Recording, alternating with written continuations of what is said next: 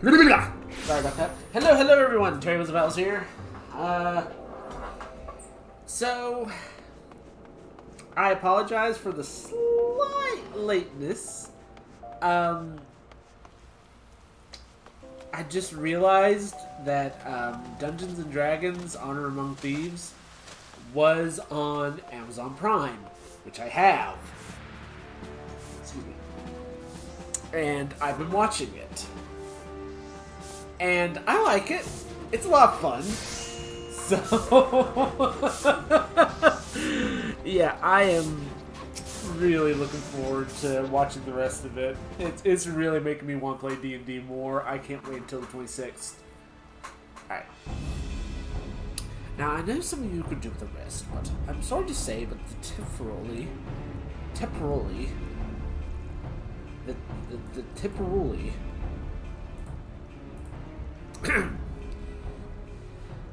have other plans. That word is already under siege.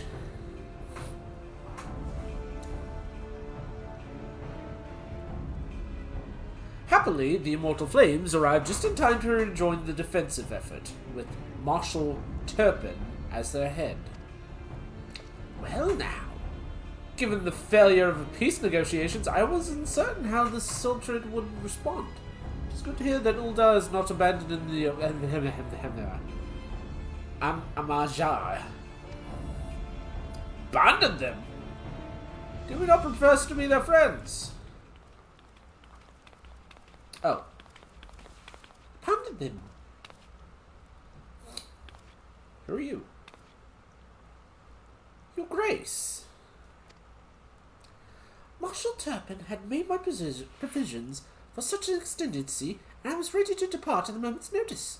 All that was required for the agreement of the syndicate, each of whom has voted in favor of intervention. Is that your husband back there? Nor is Uldar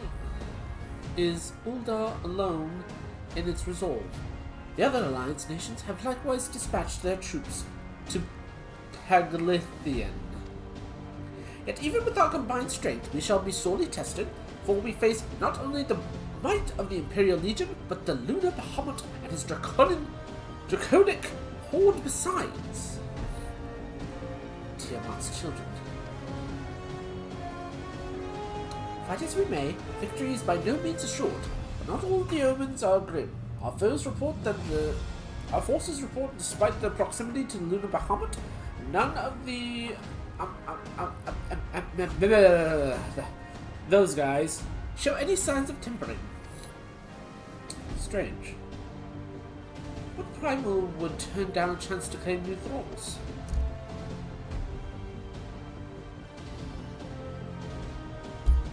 Unless it's capable of doing so? Primals are not one to serve a master Asian or otherwise. It may well be that the Lunar Bahamut differs in some fundamental manner from those we have previously encountered. If that were true, anyone could fight him, and Terry and the others like him wouldn't have to share shoulder.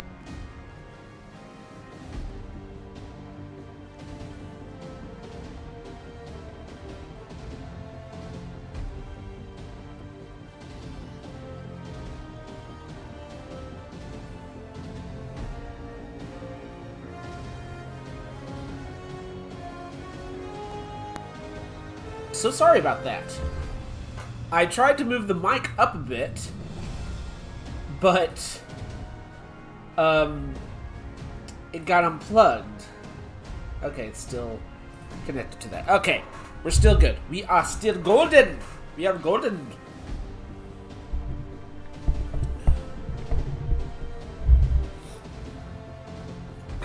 Burden alone. Be that as it may, Lunar Bahamut remains incalculably powerful foe whom our soldiers will struggle to the best through the mere force of arms. With the aid of the science, however, I believe that they are rather better, assuming that is, you are ready to take in the field. An airship awaits to bear the front. Pray as forth as soon as you're able. Pardon me?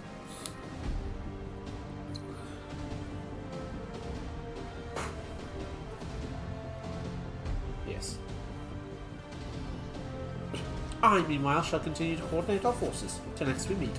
May the 12 ever bless and keep you.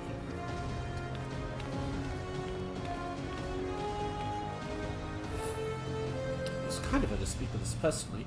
You may be certain she has no shortage of other responsibilities. Nope.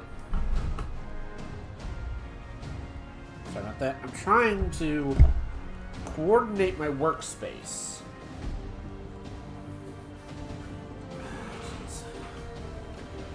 Well, I for one am inclined to do as a grace request, lest we forget that they're at that place on reconnaissance. Sooner we save the day, the better the chances. Indeed. To the airship then. Let's go.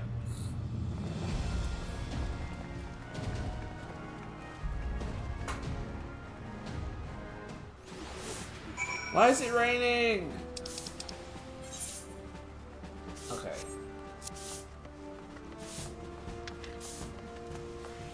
Oh no, my paint's getting wet. No.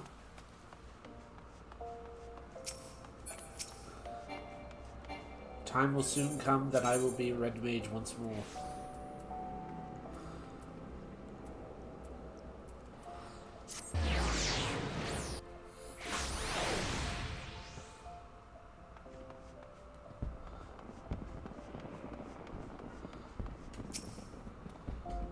I like your outfit. What the heck? Yes, Viola, please! I'm sorry, I did not roll that up all the way. Greetings, we've been expecting you. I love your outfit. It looks good. But say the word and we shall depart from at once. Paglath. How do you pronounce that?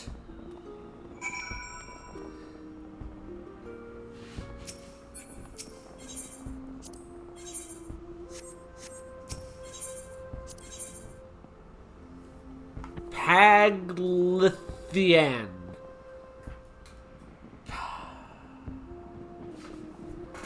I have no idea. Yes, please.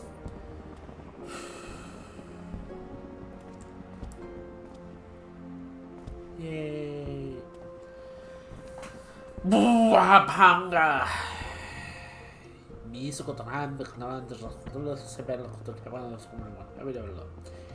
Right, and we have that cleared off.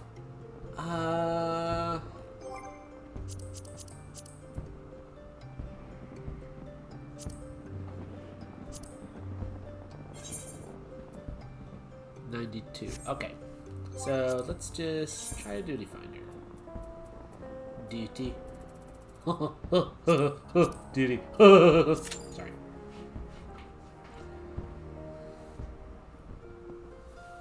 Alright.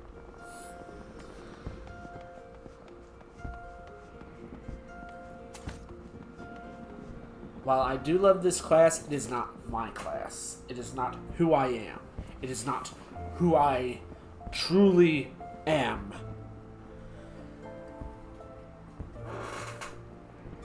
It is but a shadow of my true reflection. I am a red mage, through and through.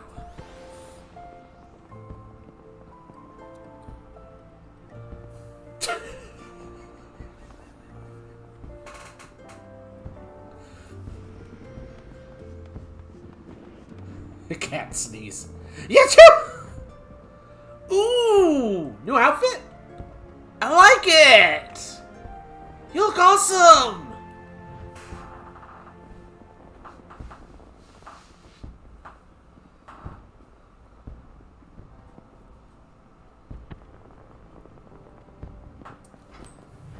Hey, you look really good.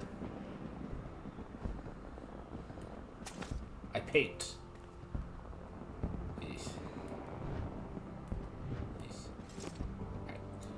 Now we just gotta wait for more people.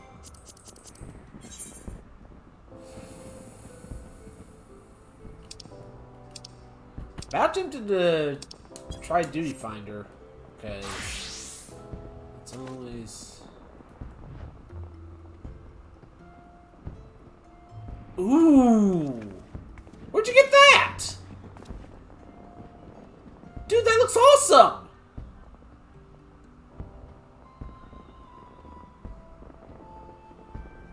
Dude!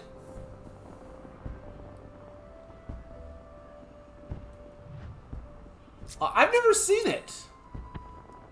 Oh, Alliance Raid. Okay, I'm gonna have to do that too, I guess. Ah, I see, I see. Well, soon as I get to Endwalker proper, this is going as, like, what I'm running. Hungard! Click!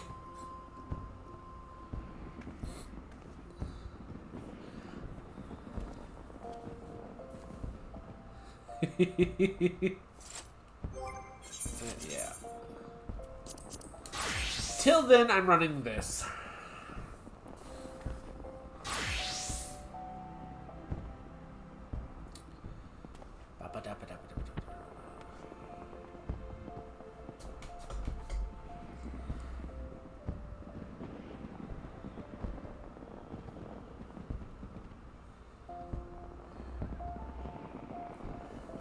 Why is it always like this? There's always...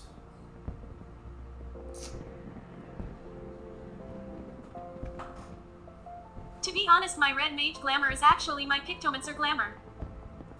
Yeah, I was wondering about that. They really need to start, like, making a fix, like a program or something to, like, keep the glamour as the class and not just the outfit.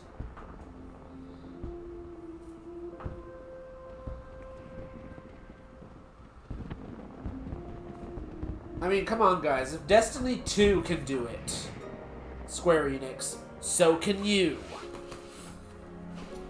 And from what I hear... Red Mage will be something involving the casting top from the first Mirror Alliance raid. They all kind of look the same.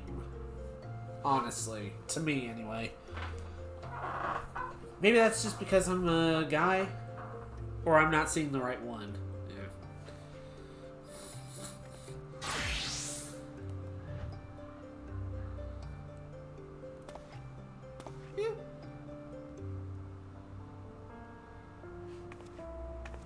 It's nice. Like, you could go to a fancy party and just draw your blade out of nowhere.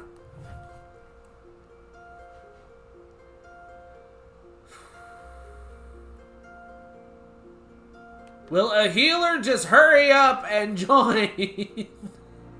Jeez. Okay, I'm... Oof. Okay. I am gonna go to Party Finder.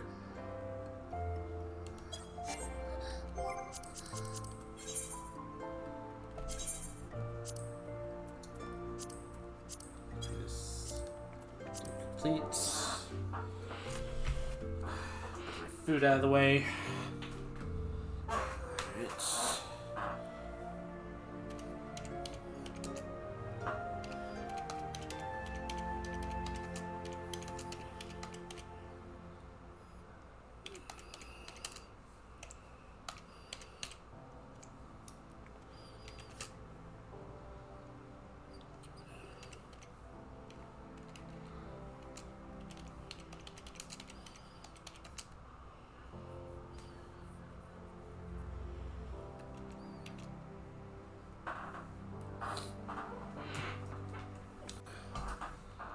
There we go.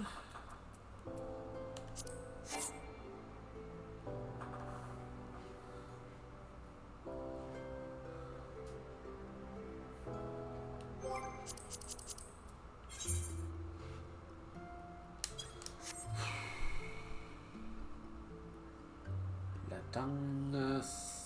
the dingus lagoon. Twinkle, twinkle, little bat, how I wonder where you're at.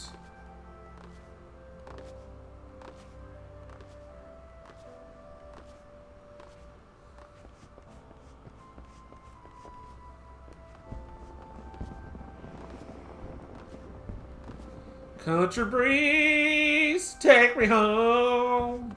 Sorry.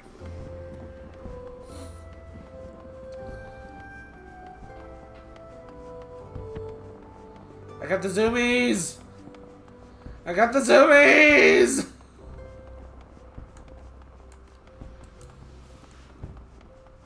Ah! Ah! I got the zoomies! Ah!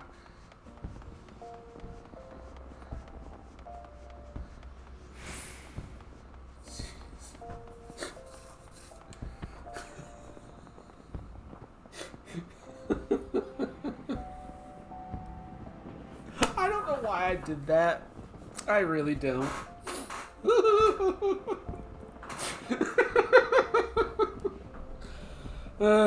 Oh, jeez. Am I coming in louder, by the way? Just want to make sure.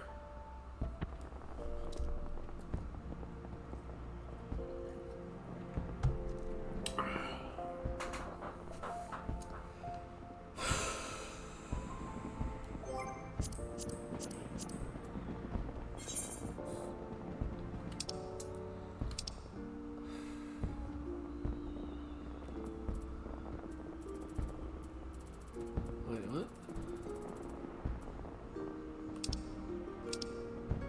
Yeah, I need to do the Eden's Gate stuff, I guess.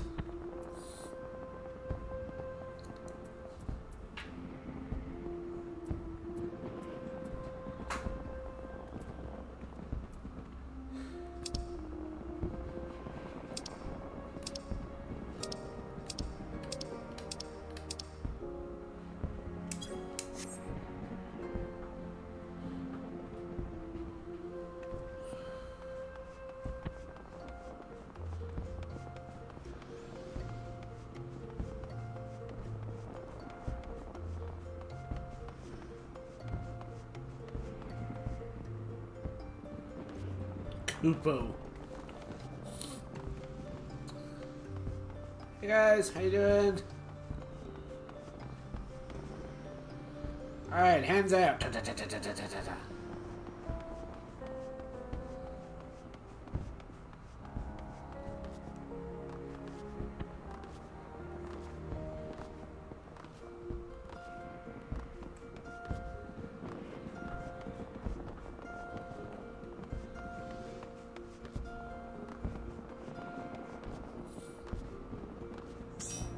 Yay!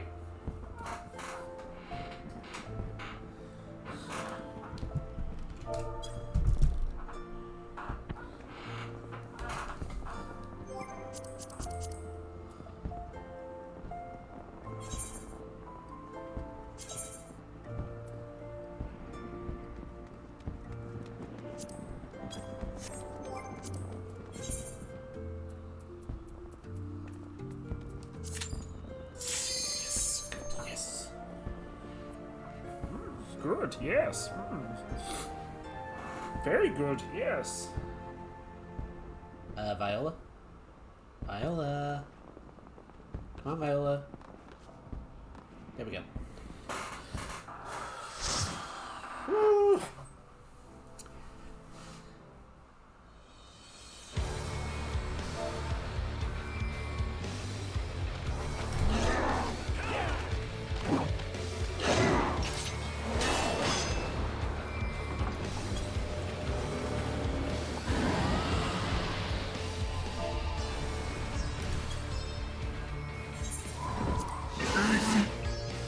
Oh, wait.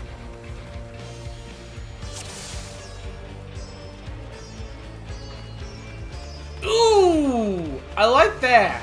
I like that coat for Scholar.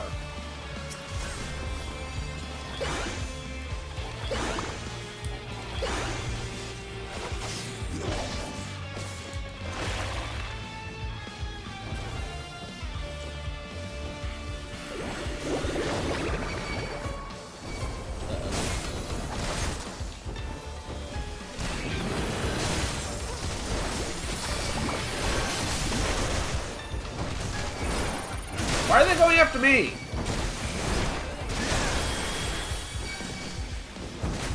Hey,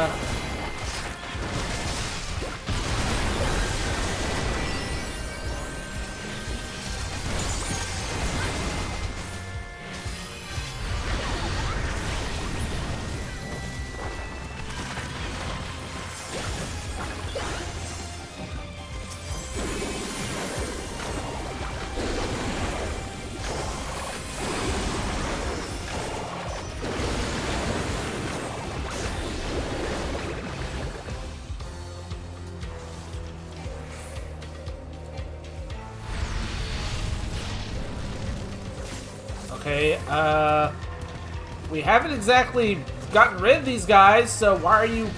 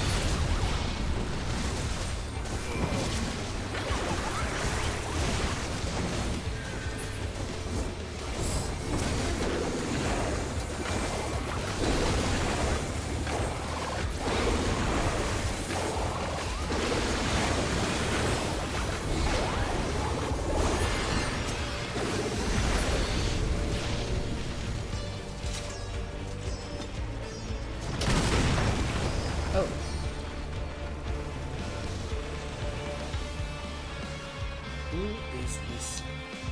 Oh, I kind of remember you.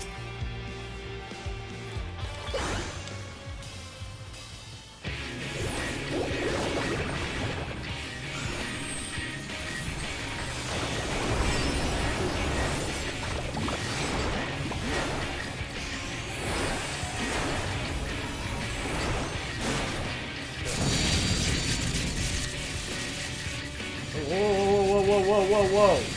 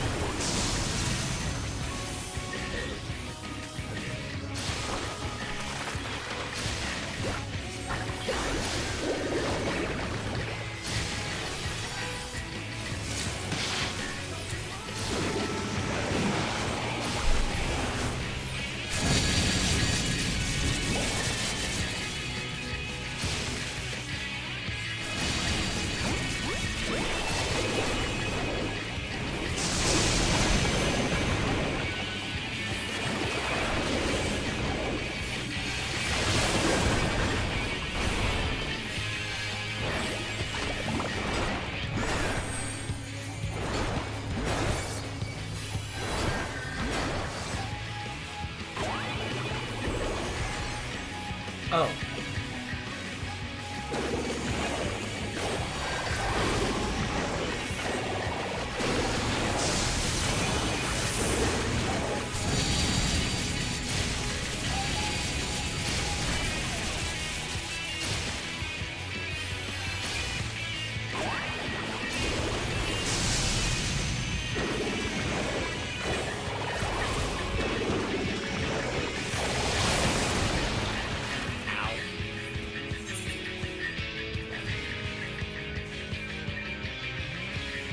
Okay.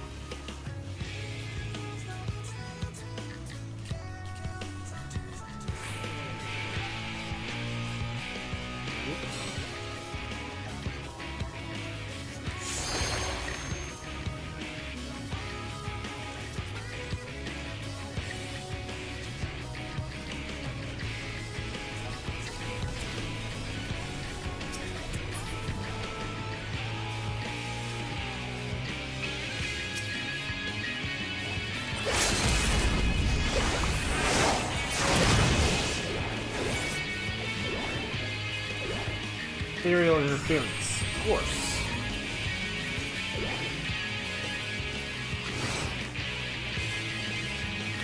Okay.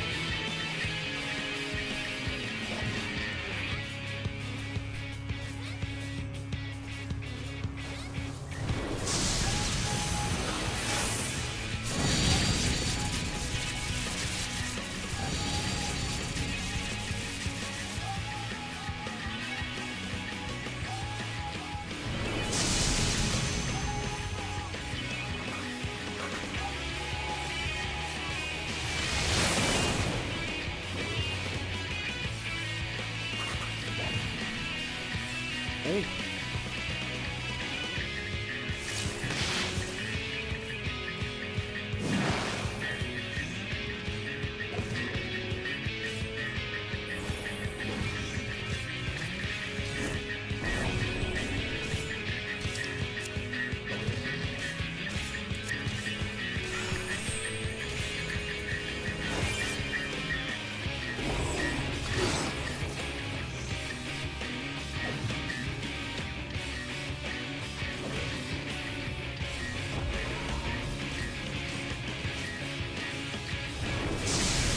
Someone's dead.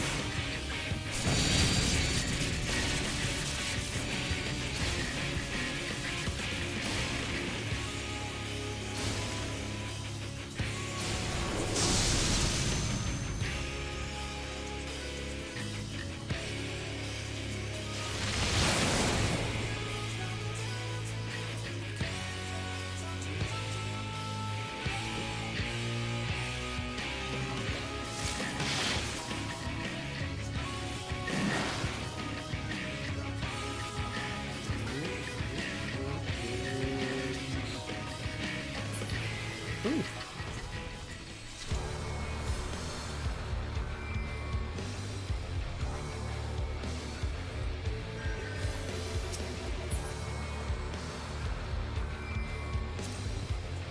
What took you so long?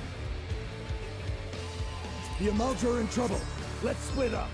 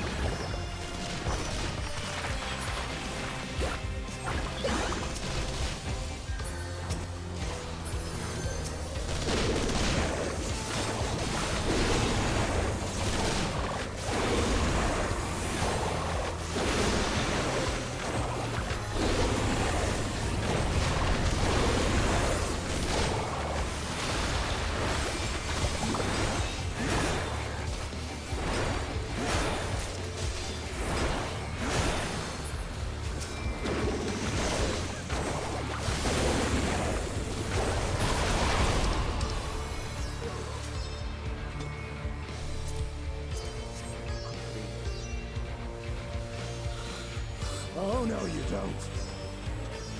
Oh dear. Oh.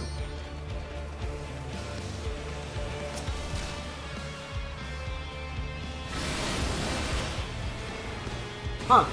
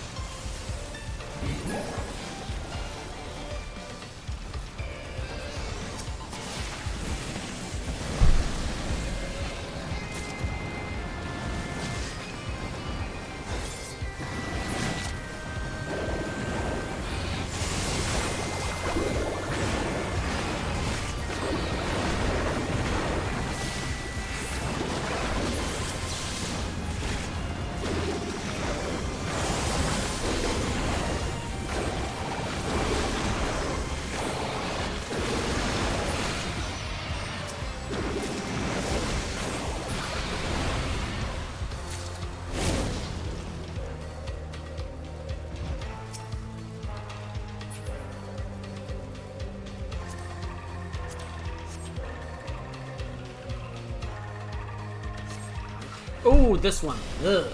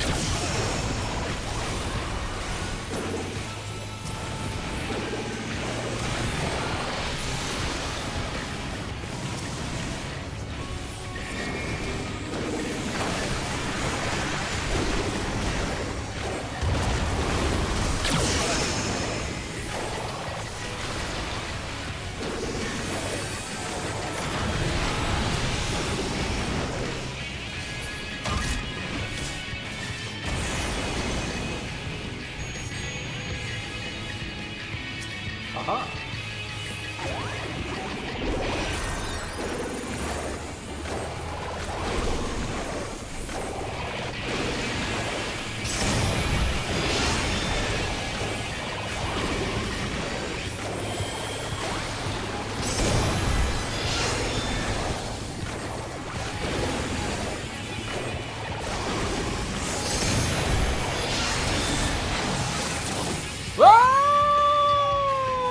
Okay.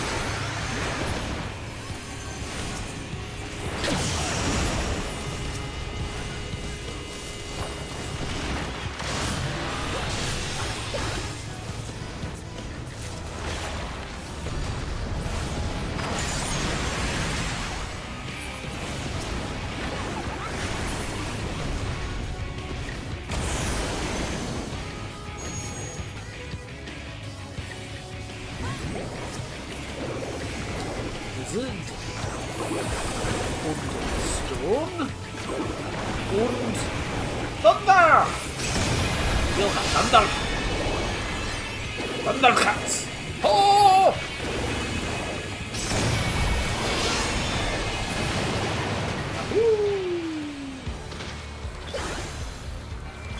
Throw what?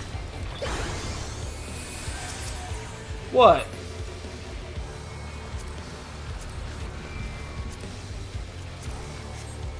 What?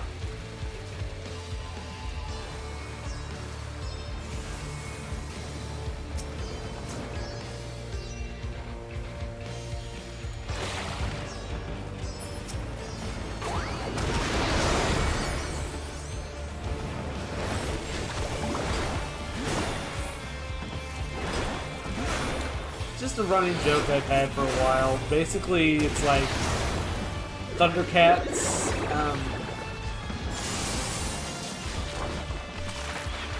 call, but it's Scottish. Because honestly, it sounds more epic if it was Scottish.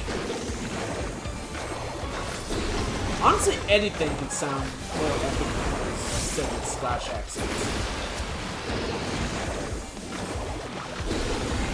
You are the weakest link!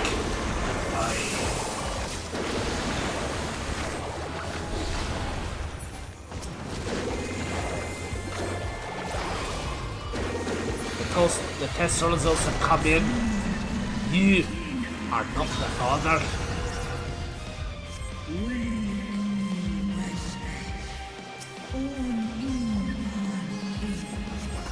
I'm Spartacus! Yeah, just for example.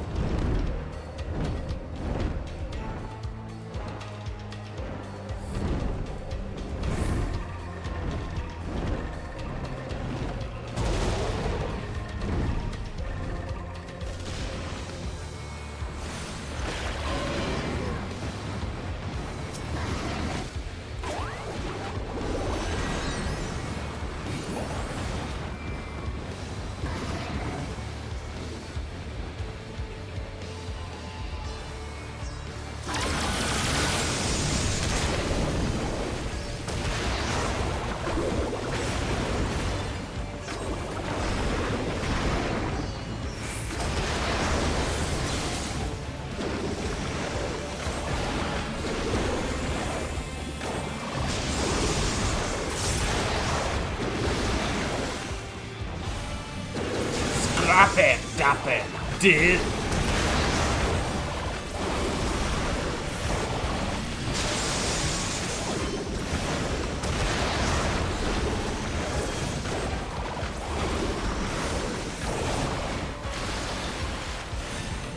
Are you serious? Okay, Demo Man from Team Fortress 2. I'm just saying, seriously. You can say anything, you can say any lame line in a Scottish accent, and it makes it 100 times better.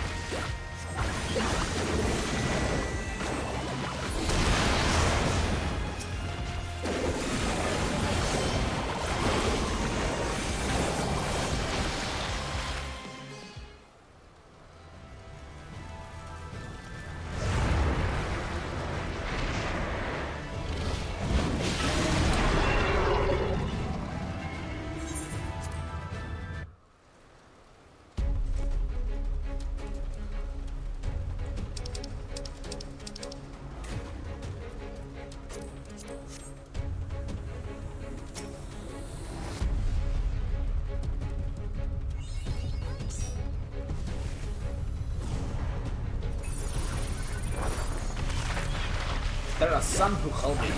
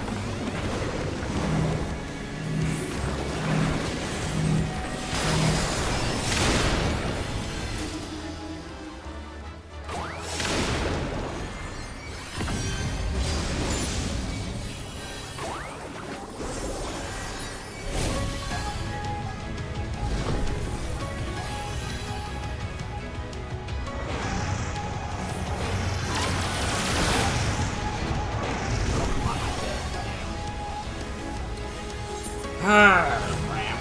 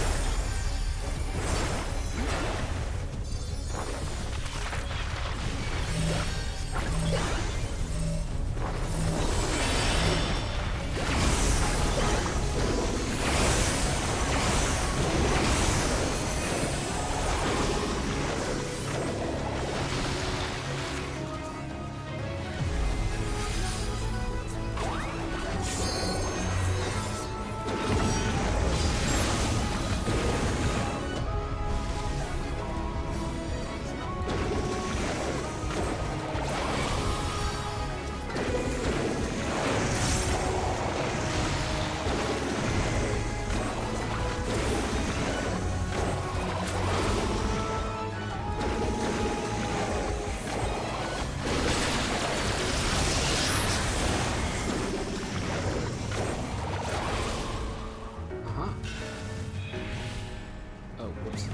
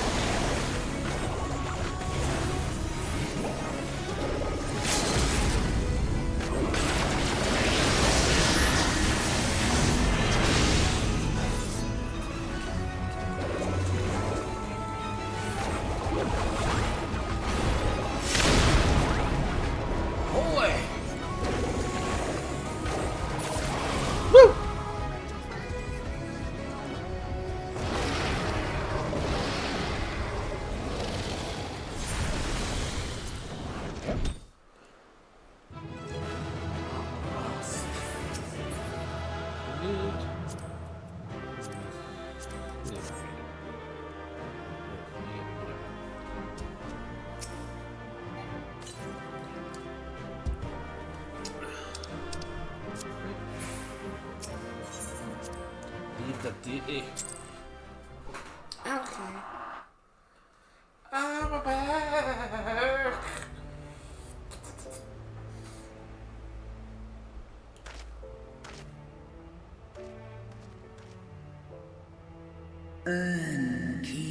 Children of man, the shade of my beloved is no more, and I shall be forever in your debt.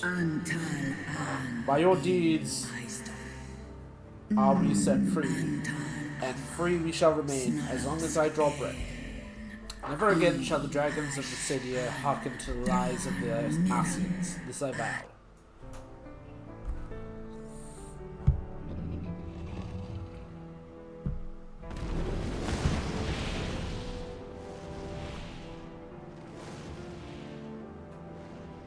Noble warriors, the dragons chose their friends well.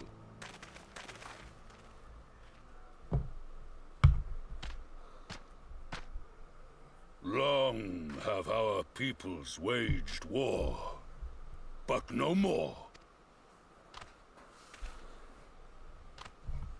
Your fallen lie beside our own. By our words and deeds shall we honor their sacrifice. Be proud to call you our allies.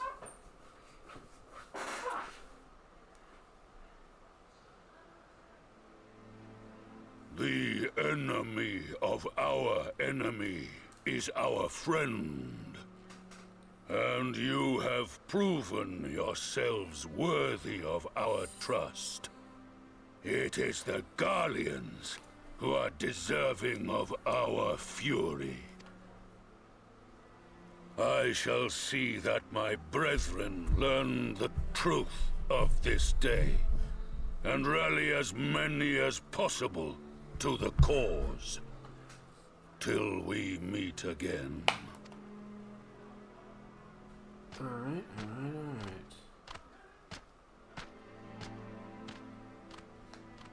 And thus did we make allies of the Amalja. Oh, that's how you pronounce it, Malja. It would certainly seem that way. The Sultana will be pleased. Let's go and give her the good news, shall we?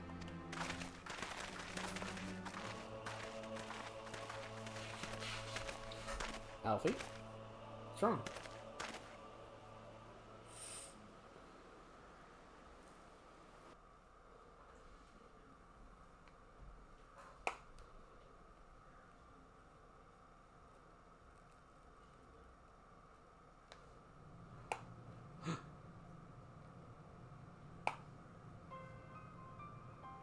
Oh my gosh.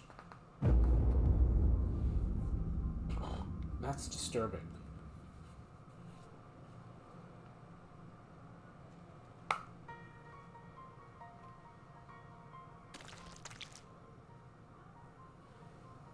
What in Relga's name happened here?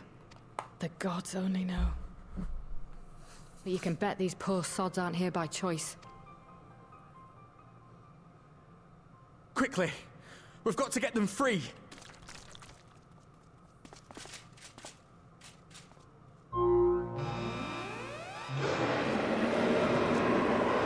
Get back!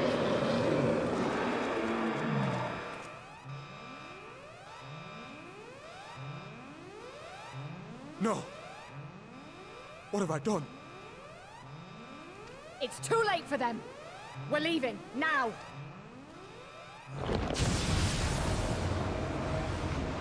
Okay.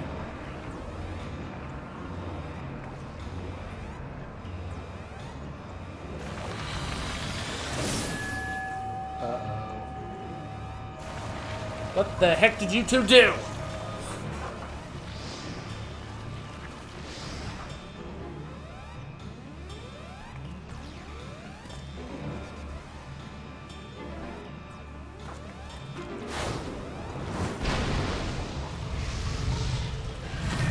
Fritz! No! No! Don't you dare! We came together and we're leaving together!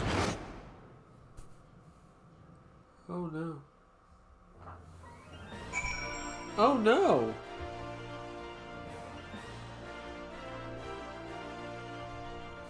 Oh no! While it took too much to hope that we've seen the last of Fandaniel, we have to deal with his schemes on how they blow this day, and schemes of telling blow this day, and that alone calls to celebrate. And celebrate I will! When we have never so. When we have received word of Arenvald's safe return.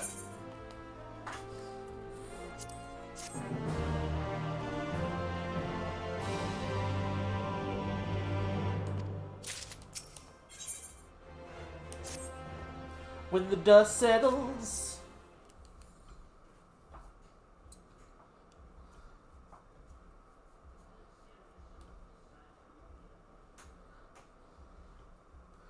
Standing around worrying is never going to help matters. Come, we must discuss today's event with Pippin and her grace. Brave scions!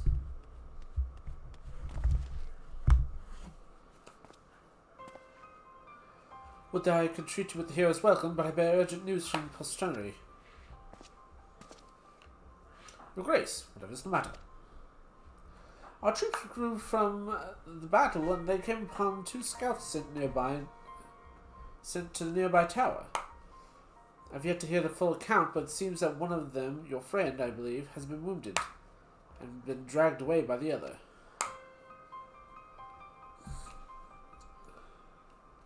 Oh no. I must go. Forgive me, Your Grace.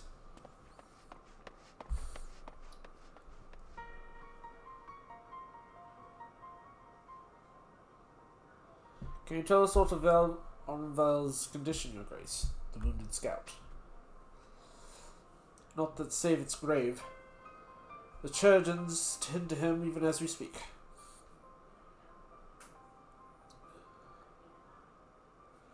The infirmary must be inundated with the wounded. If all was to go, we'll only get underfoot. Terry, Estilian, would you mind going after Finland? He may need some support from someone rather older than me.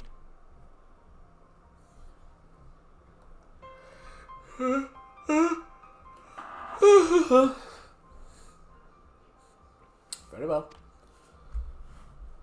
Thank you. The rest of us will see to relevant people know to look for a place in Pelican.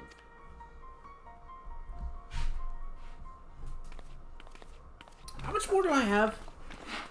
I know it's not much.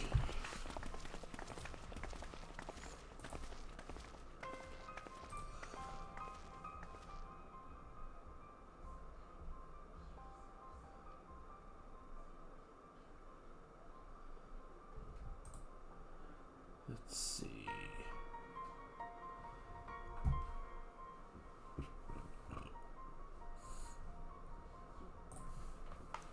Come on then.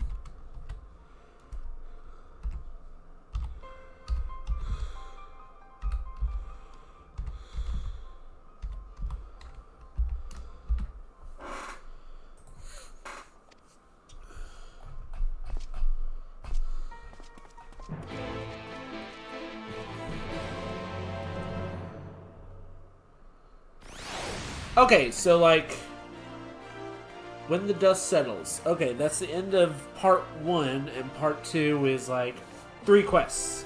Okay, so we are gonna make it. We're gonna make it! We're gonna do it.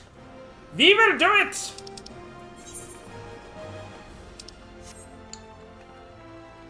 Now, I just need to go figure out where I'm supposed to go. Wait. Road exchange, I guess. Yes. Possibly. Haha. Nope. Hudson Strip. Oh! Alchemist Guild? Okay. My people.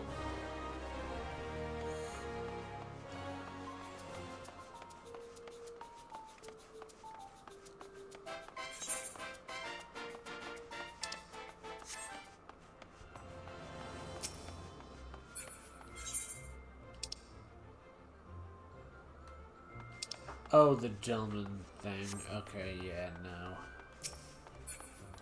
I have come for your heads. I am the horseless headsman.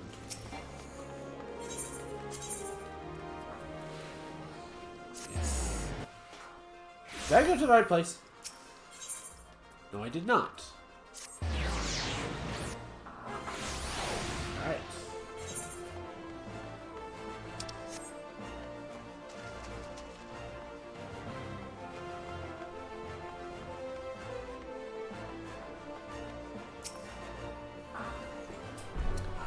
Another one come to see the lad in silver armor. Master Delector's Damielot is attending to him as we speak. Be so kind as to wait. What did he say? Tell me his exact words.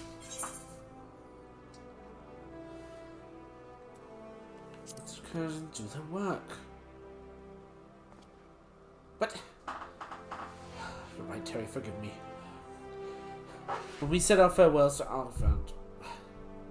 Arnvald, I was afraid something like this might happen, but now I know it was... All we can do is wait.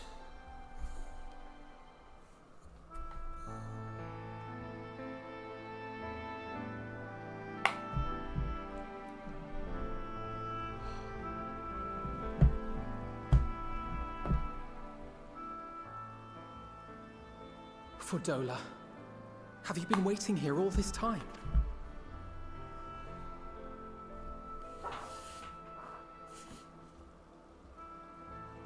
I think that's a yes.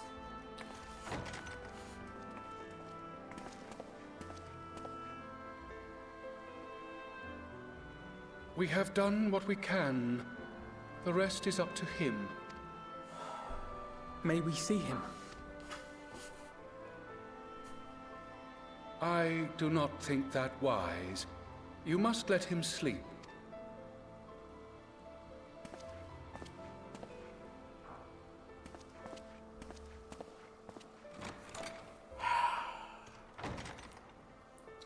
They summoned a dark version of Ifrit. What the heck? Thank you for bringing him back. He owes you his life. I just wish I had been there. Perhaps... I don't know. Perhaps I could have... What? Could have what? Got tempered? Don't flatter yourself. You can't save everyone. No one can. Not even the warrior of bloody light. People die all the time, for no good reason. And those who take up the sword die quicker than most. If you're going to shed a tear every time a soldier falls on the battlefield, you'd best stay away. It's no place for the weak of heart. It may be that victory cannot be won without cost. But all life is precious, and I refuse to shrug at its loss.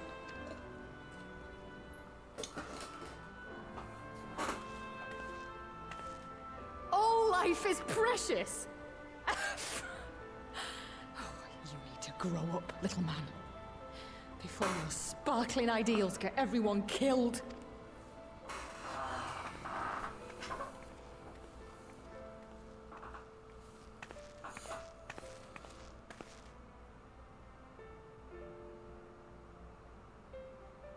You're right. He is idealistic. But the world has more than its fair share of realists, like you and me. It's people like him who dare to dream that things could be better and make it happen against all the odds. They are the ones whose names live on forever. The heroes. The battlefield's littered with would-be heroes. At this rate, you'll lot'll be next. And what'll become of your precious dreams then? They'll be gone. Like dust on the wind. All we are is dust in the wind.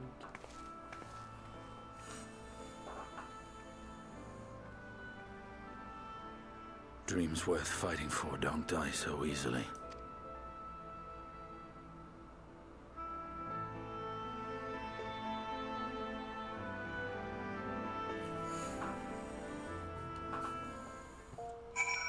Okay, so...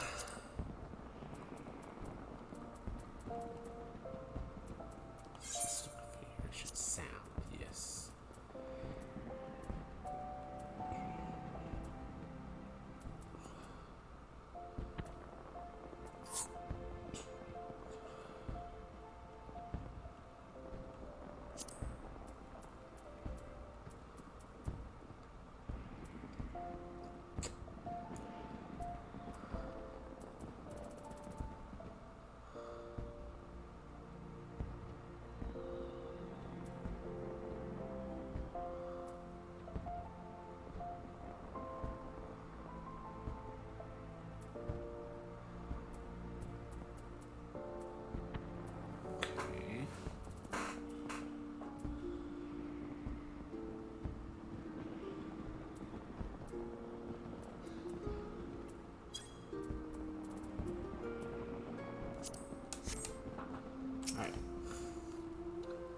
Alfie, you okay?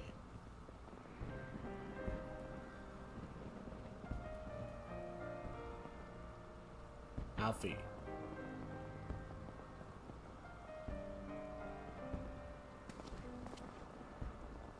I know. There's nothing more I can do here. Come, let's rejoin the others. Grace invites the Scions of the Seventh Dawn to join her in the Fragrant Chamber. Your comrades have already arrived. Will the three of you be joining them? We will.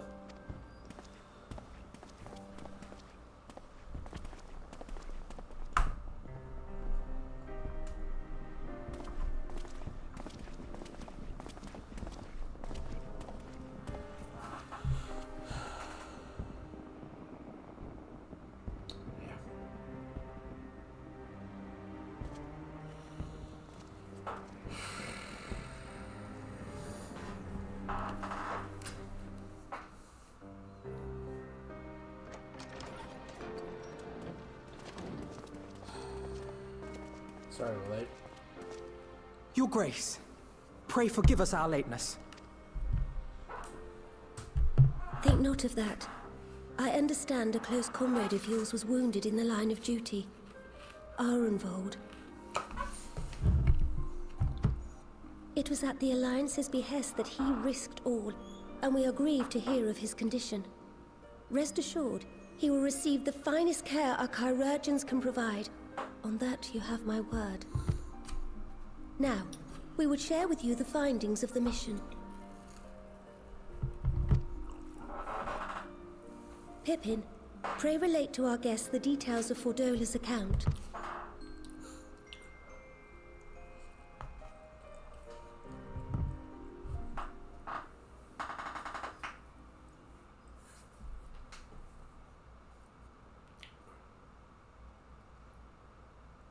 First Bahamut, now Ifrit. Or Lunar Ifrit, as Fan Daniel would doubtless have it. 'Tis now all but certain that the towers were conceived to facilitate the summoning of primals by those imprisoned within. Less certain is the means by which the Telophoroi constrain the wills of said entities to enact their designs in defiance of the pleas of their victims. Mayhap they do not. If mere proximity to the towers is enough to make loyal servants of the Empire's mortal enemies, it stands to reason that the same is true for those held captive. They invoke their gods for the good of Garlemald, and in their disturbed state of mind, summon a primal whose form reflects their own alteration. It all begins to make sense. Upon closer inspection, I realized that the towers bear a striking resemblance to a much larger structure which Urianger and I observed from afar during our visit to the Imperial capital. Assuming it too is capable of tempering those in its immediate vicinity, it would go some way to explain the swiftness with which the Telophoroi managed to rally so many Imperials to their cause. Be right back, guys. I need to get another drink.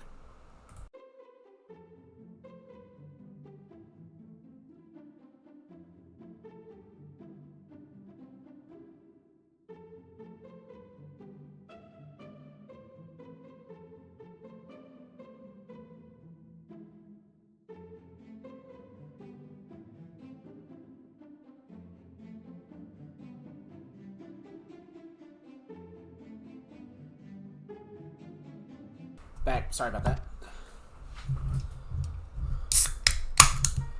While the situation in Garlemald is indeed troubling, I fear we have more immediate concerns. Ifrit was not the only primal summoned. At approximately the same time, observers at several other towers bore witness to the emergence of further such entities.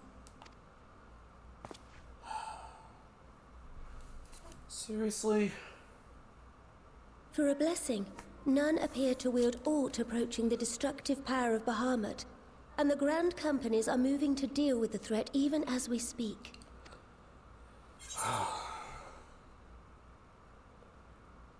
You don't tell me where they are, Your Grace.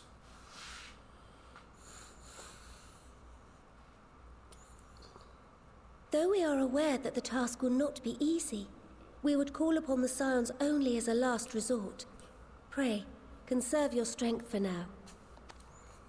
After all, it was not so very long ago that you rid us of Bahamut. On which note, I am pleased to report that our talks with the Amalja have reached an agreeable conclusion. They have pledged their full support to our cause.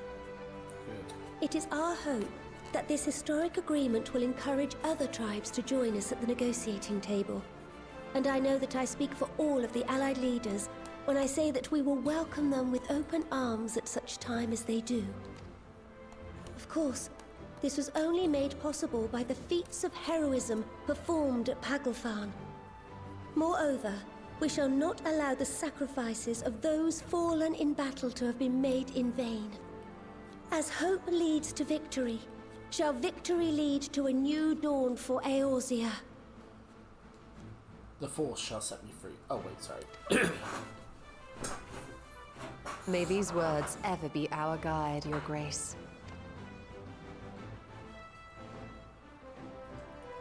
Now, if you will forgive me, I must consult with the Syndicate on the matter of our new allies' integration. Till next we meet, my friends, I bid you safe travels and blessed respite.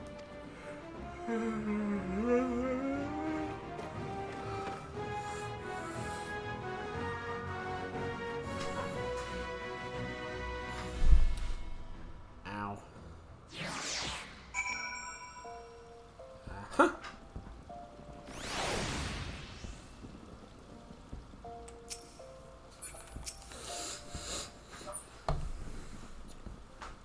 My mother told me, bum bum bum bum bum bum, jolly with good oars, sail no distant. Oh wait.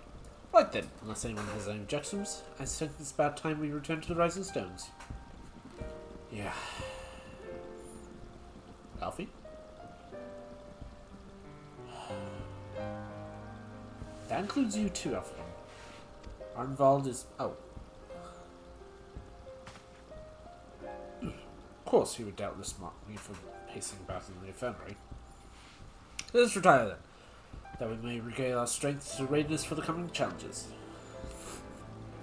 If all in agreement, then I shall let Creel down to inspect us. A bath and a hearty meal should do beyond arranging the same time available.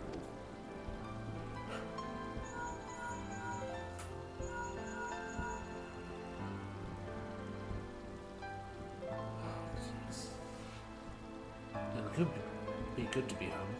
I have some thinking to do. Alfie.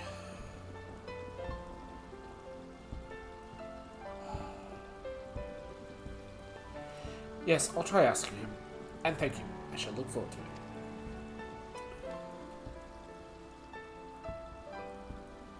Our comrades eagerly await our return, and Krell, in particular, has a few matters she's keen to discuss. One of them concerns you, Estinian. Believe it or not, you will join us, won't you? Fine. Really? I thought you said you were avoiding that Baldessian woman.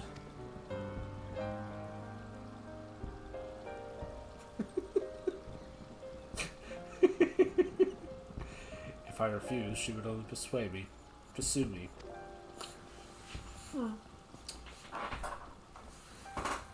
Let's get this over with, shall we?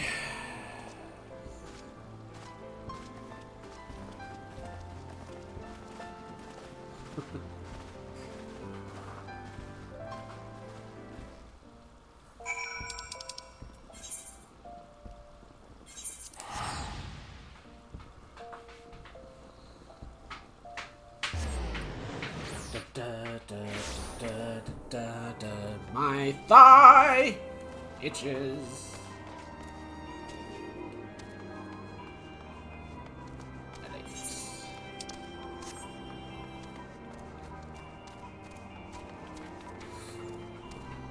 I'm a mime.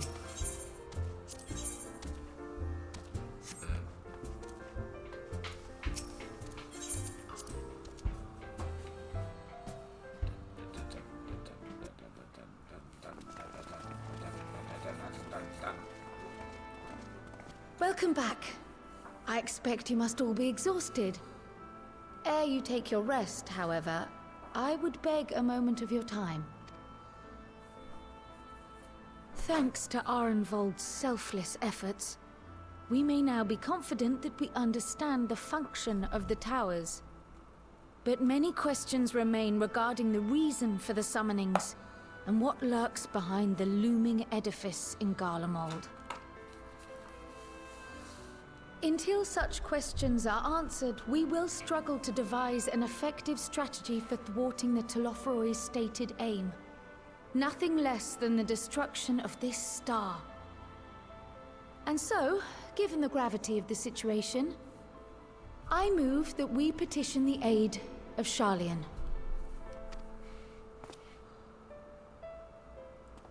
"'Tis possible the ancient knowledge preserved within our archives may hide a clue to our enemy's methods. But given Sharlayan's established policy of non-intervention, our former colleagues are not like to aid us in its discovery." Oh, I well remember what they're like. The Forum's barefaced refusal to assist you in the days prior to the calamity must rank as Sharlayan's most shameful act since the Exodus. But were the final days to be reenacted, it would spell doom for us all. Surely even they cannot turn a blind eye to that. I trust we are all of the same mind on this matter. Urgent as it seemed, I took the liberty of petitioning the Alliance for leave to act as Eorzea's emissary, and have since received their blessing. I presume your role as a student of Baldessian will carry some weight with the Forum? One can but hope. If truth be told, our organization has been a shadow of its former self ever since the disappearance of the Isle of Val. But the name does still retain some degree of prestige. I only pray it will be enough. If there are no objections, I shall depart for Sharlayan at once. But before I do, I should also mention the other matter to which I would devote some time during my stay. After hearing what transpired in the first, I began to question the true nature of Hydaelyn's blessing. A topic I have discussed at some length with Y'shtola. We were wondering, when was the last time Hydaelyn spoke to you directly?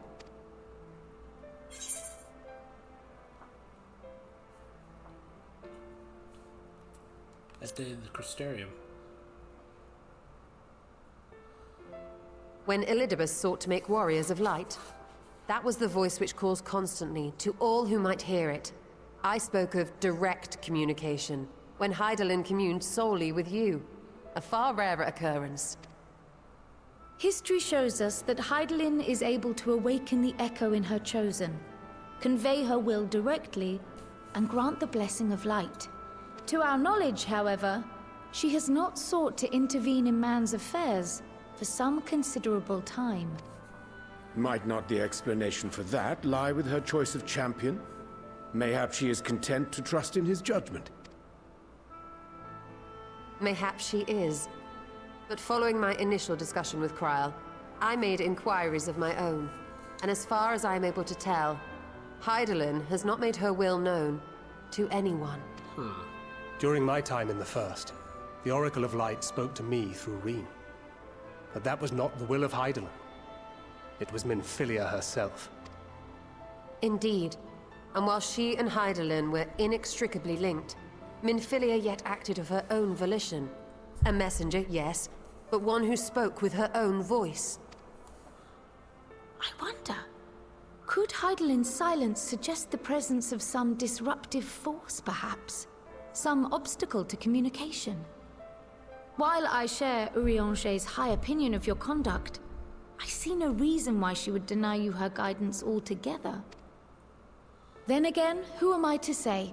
The fact is, we simply don't know. But if the explanation is to be found anywhere, I can think of worse places to look than the archives of Sharlayan, and their research on the Ethereal Sea in particular.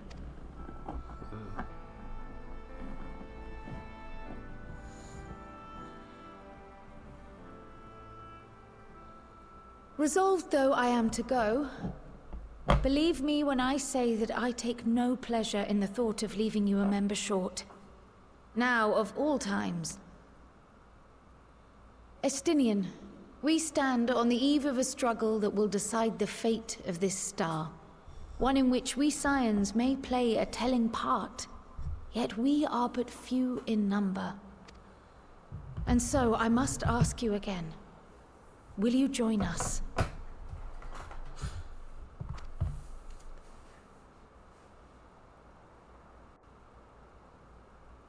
Oh, give him the puppy dog eyes. You see the world the way you want it to be. I see the world the way it is. You are idealistic to a fault. But I know you would never turn your back on those in need. Never close your eyes to their suffering. And somehow, your deeds lend truth to your words, giving the lie to my doubts in so doing. I have seen others draw strength from your belief. In Ishgard, in Alamigo, you inspired them to stand up and fight. To win, no less. Sorry, chair squeaky. And even when you lost those you held dear, you carried their spirit with you and made their memory your guiding light. The burden of so many hopes and dreams would be too heavy for most to bear. But you bear it willingly, as you have shown me. Some dreams are too important to let go. If you have need of my strength, it's yours. After all you've done, how could I refuse?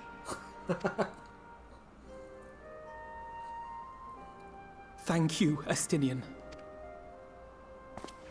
Whatever challenges await us, I shall not falter. You have my word.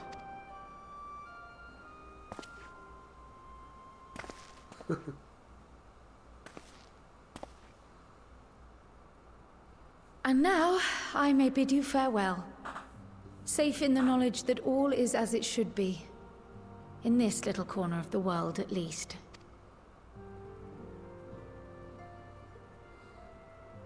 You will be sorely missed. Tread warily in Sharlayan, and do try not to let the Forum embroil you in their politics. A forlorn hope, I know, given the individuals involved. I shall do my very best. Farewell.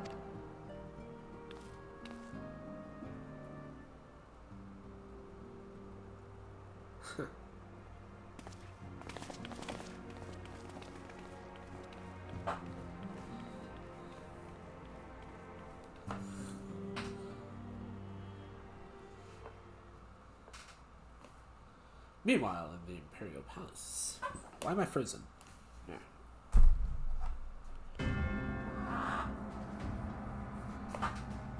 The heck? Well, he's certainly got a wide range of weapons.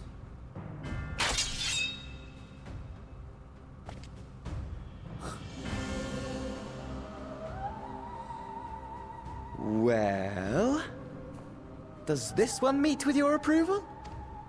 No.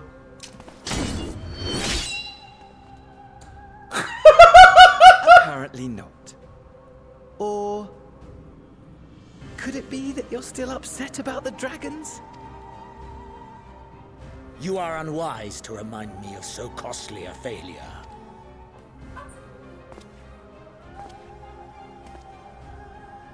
It will not affect our plans, I trust. Oh, hardly at all. Though, admittedly, the chances of us being able to procure any more Mericidian dragons are rather slimmer following Tiamat's reappearance.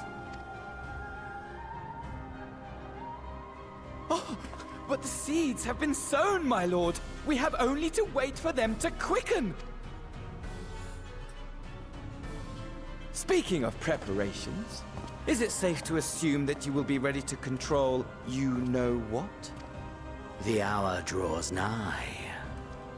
This nation, forged for Ascian ends, will finally prove its worth. A mighty empire, now no more than an instrument of this star's destruction. What a pleasure it will be to put it to use. Which brings me back to our earlier topic. My lord, while I appreciate that it is not an easy decision, it really is past time you chose your weapon. There is one that I have been meaning to test.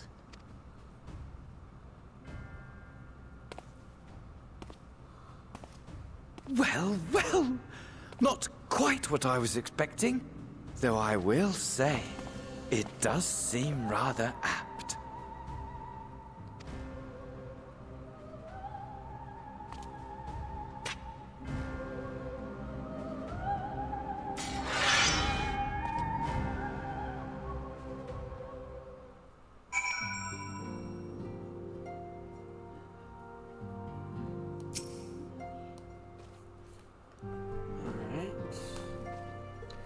Well, looks like I'm going to have a busy few moons.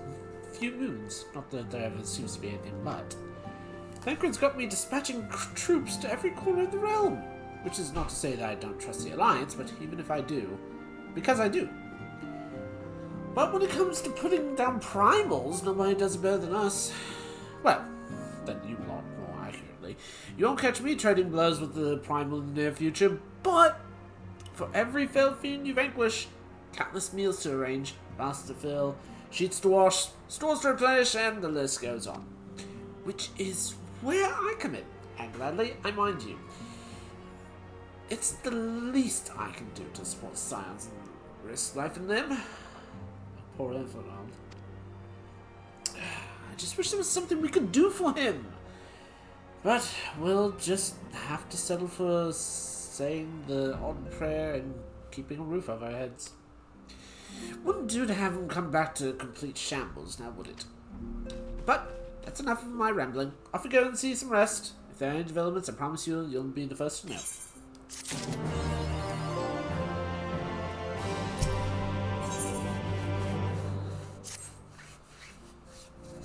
Death unto dawn. Ah, Terry. Working well. I take it you managed to squeeze in some rest. If you came hoping for tidings from Krill, I'm afraid we're still waiting. But we do have some odd scraps of news to share. Scraps, she says. Lunar primals have been popping up all over the place. But the Alliance has the situation well at hand, thanks in no small part to Horay Builder and the others. Meanwhile, talks with the Beast Tribes are going even better than expected, encouraged by Uldar's progress with the Amalji tribe. Grendia has opened negotiation with the Axel, believe it or not. All of which is obviously encouraging, but with the Tempori still out there, it's not as if we can afford to lower our guard.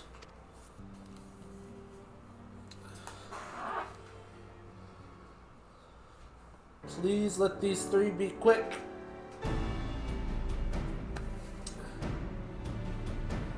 Let me grab my sword.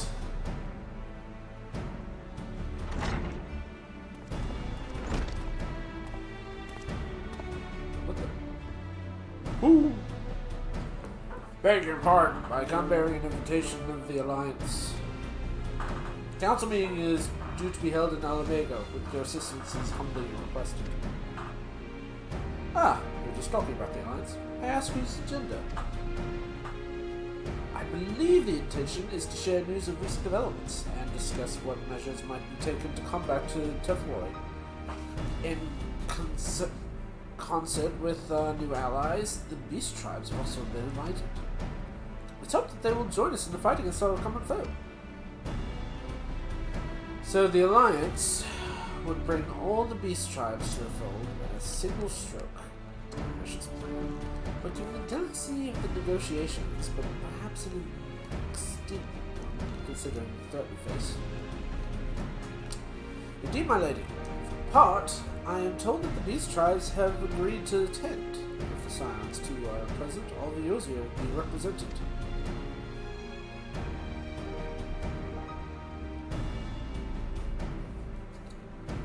To arrange such a meeting must have been quite an undertaking, not only diplomatically, but practically. Pray, inform the Alliance that we will be honored to participate. We shall have to make Alamego without delay. They'll bury it!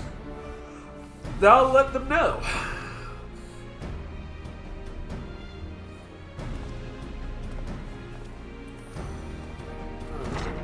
Aye.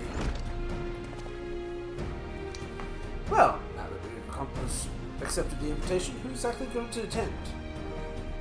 I move that you and Yustella lead our convent. Given how long you two weren't in summoning, it's only right that you be present for what promises to be a historic moment.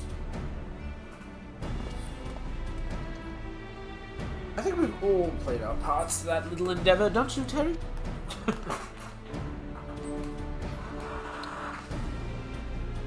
All present may rightly claim a seat. I do quite agree, but by your leave, I believe I shall remain here and lend what assistance I can to the coordination of our defense efforts. I'm not coming either. Amrek will be there, and I'd rather not be interrogated. Very well then. While I suggest those with the mind to hold the fort will get along holding it, I suggest the rest of us may follow Amigo. Shall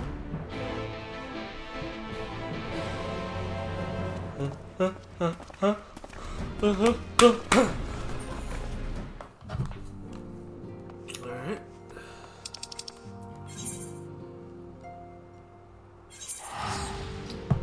Time to teleport!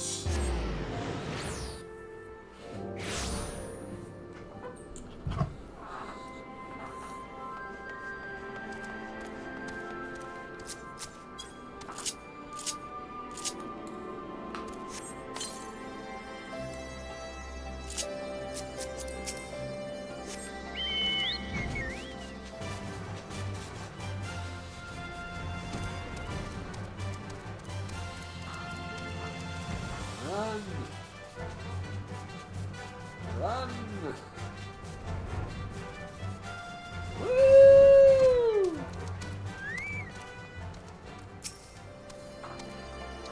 Been expecting you. All three guests have yet to arrive. The Alliance leaders are all present. Shall I let you in?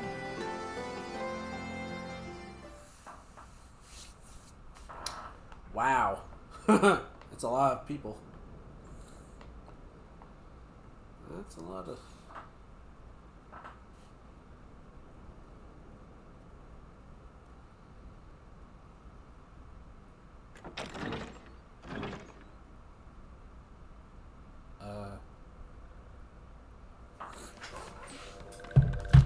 Hello!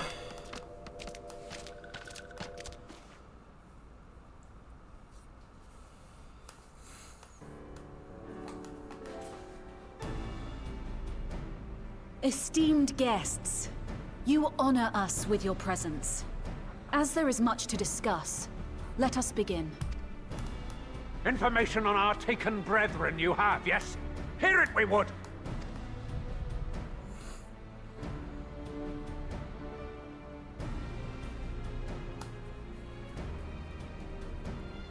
Ah! Beyond forgiveness these featherless ones are! With rivers of blood shall they pay. Freed our people must be! We too would see your kin liberated. But ere we attempt their rescue, we must first find a means to negate the risk of tempering. Without that, we will be unable even to approach the towers, let alone contend with their defenders. If all else fails, I've always found cannonballs quite effective. Well, well. And what of the prisoners? Would you see them slaughtered? Think for a moment. Ponder, consider, think. If Merlwyb truly intended to bombard the towers, she would have done so by now. Remember, we came here to find a solution together, did we not? Y'Stola spoke of defenders. I but offered a means to clear a path, should you require it. Given the enemy's capabilities, we will all need to play our part if we are to have any chance of success. For if any here should give less than their best, it will be to the cost of every living being on this star. True. A paragon, the Empire, our very gods. How can we hope to prevail against such odds? That our foe is formidable, none would deny. But our strengths are many and varied. In this chamber, I see masters of strategy, masters of magic, masters of the land, the air, and the sea. And together, there is nothing in creation we cannot overcome.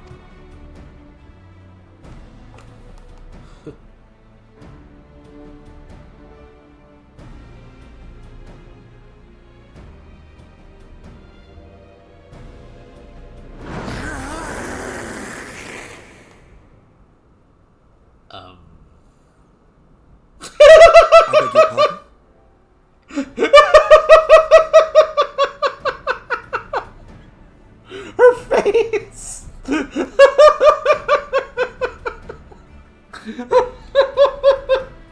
Just like, huh? I beg your pardon. What is it, Soulwalker? Do not express your passion thus. Why is he so like Gollum? A little pretty without gills, perhaps? Suffice it to say, I am proud to be counted amongst Eorzea's finest. We Sahagin will play our part. We kobolds have not forgotten the crimes the Overdwellers committed against us in the past. But today we look to the future as allies united in purpose.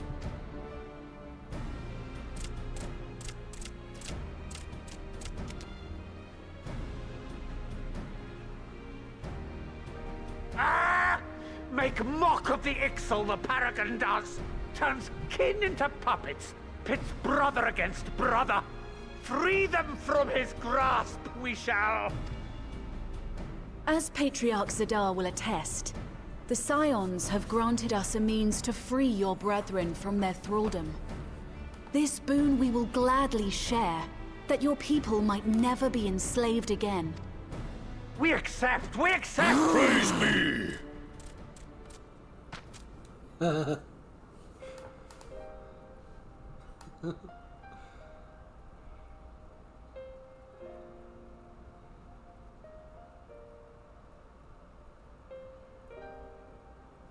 taken a while, but I do believe we might be one step closer to a world without primals. Would that Minfilia were here to see it. We still have a long way to go, and we're going to need a lot more Porksies. But we're moving in the right direction. Well, we have the means to make them. If I may have your attention, there is one other point I would like to raise. As we can all agree, freeing those held captive must take precedence over every other concern. But experience has taught us that none save those with the capacity to resist tempering can hope to enter the towers unscathed.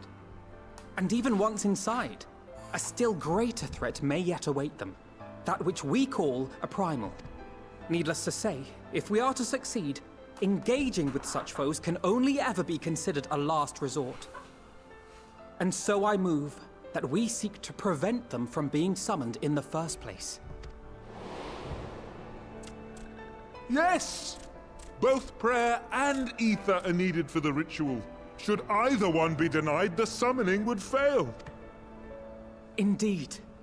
And so we must endeavor to discover the source of the ether on which the process depends. Do so, and it may present a way to halt the summonings, or perhaps even neutralize the towers entirely.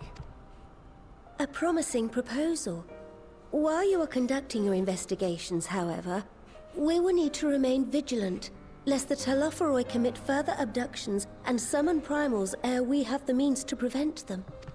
To stand a better chance of keeping our enemy at bay, we would do well to coordinate our defensive efforts, sending reinforcements to assist our neighbors when needed. We Amalja would have been overwhelmed were it not for our newfound allies. But say the word, and we shall come.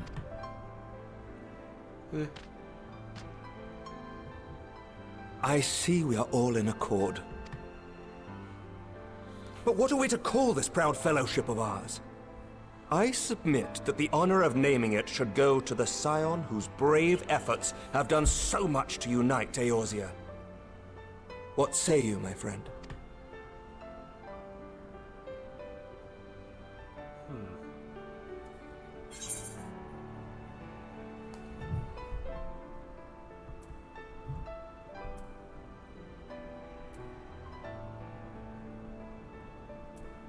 I would call it the Grand Company of Eorzea.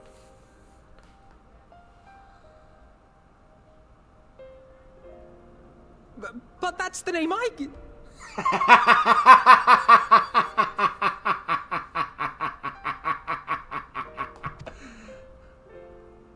A fine choice, for there is none here who does not love Eorzea. Aye, in that we shall ever be united. United in our gratitude for the realm that gave us life. Then let it be recorded that on this day, the Grand Company of Eorzea was born. What can I say, Alfie? You had the right idea, just the wrong people.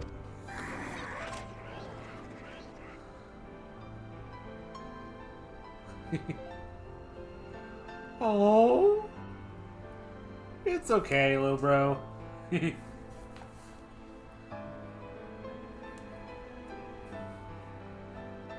How long have we dreamed of this moment? And now that it's here, Oh, forgive me. Might we speak outside? Of course.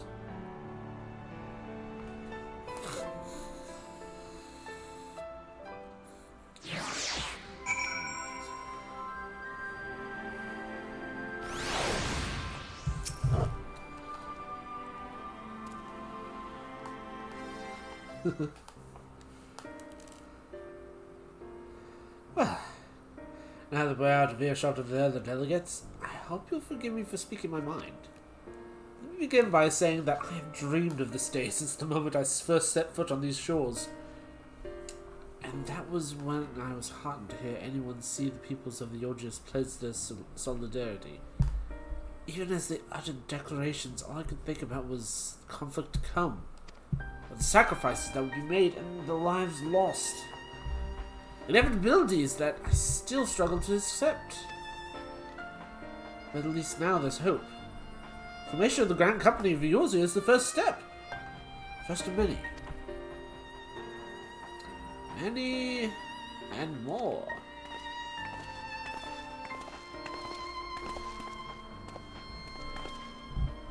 Elder Seer, I might be of service. I seek Master Alflin's assistance in a matter involving Gorjania's neighbors, Seraphs. I know that you and yours have long kept a weather eye on the crystal trade, but better be predict the coming of primals. And you were too familiar with the Sylphs at the Ashcrown Constorium. Through their dealings, they have cultivated relations not only with the city-states, but with many other communities besides. Communities such as the Beast Tribes. Just so. It is our hope that we may be able to use the self-established lines of communication to coordinate the efforts of our new fellowships. Yet there remain certain practical differences between Trade Constorium and the Grand Company. If the Sylphs are to perform the tasks effectively, they will require the counsel of well-versed operational aspects of our armed force. an armed force with found self-same goal in mind, no less.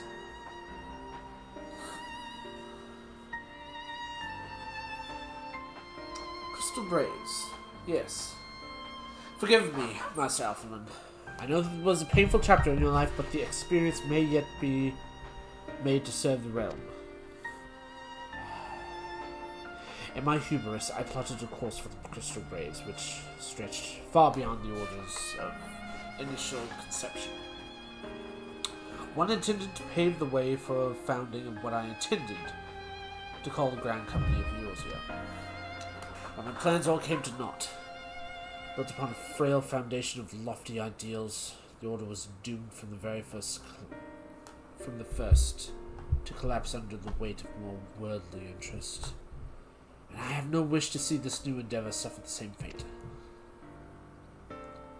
Mayhap I ask too much of you. Not at all. You may count upon my assistance, for little is worth.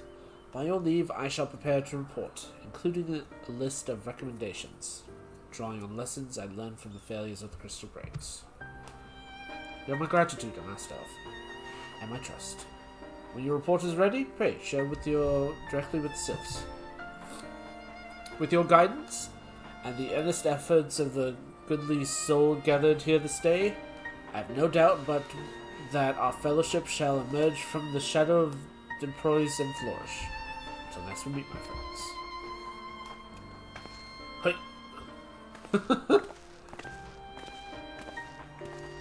I don't know. Before committing anything to writing, there are a number of people whose thoughts I should like to hear. Former Braves, you understand. Might you join me in seeking them out?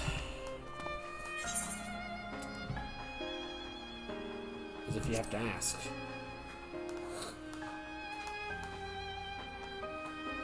Thank you. As someone who witnessed the Order's rise and fall, those will be a reassuring presence. I'll join you if you're planning on canvassing the opinions of your former comrades. It'll be a lot quicker if we share the task of questioning them. Then mayhap Gridania can lend a hand as well. I shall accompany Thancred back to the Rising Stones. Between us, I dare say we should be able to provide an accurate enough account of the day's events.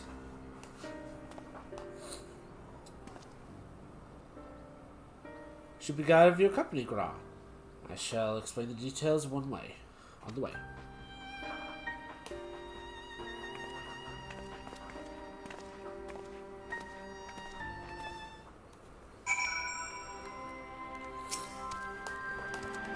So, what's the plan, brother mine?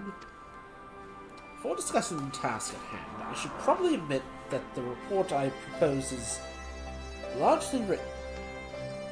Not long after the fateful day in Ildar, I penned a detailed account of the organization's history, from the events that led to its inception and failings, and brought about its demise. This I did primarily as a means of taking some semblance of responsibility. Imagine that would later be referred to those by seeking to form a similar organization. And while I made every attempt to be objective, the account was mine alone, and its events viewed from a singular perspective. For it to be of use, however, it must be broadened to encompass the viewpoints of all those involved. Only then can it answer to what seems to be crucial. The question, namely, why, after the Crystal Braves disbanded, did some members choose to remain with us, while others did not? I see. Do you think the answer will tell us something about the nature of ties that bind our new Grand Company together? And this knowledge might help us to prevent it from falling apart when those bonds inevitably tested. That's my hope, yes. But the questions I would ask are uncomfortable to some. As the former commander of the Crystal Braves, I doubt that those who had abandoned the cause would welcome my inquiries. Then Garaha and I will just have to try.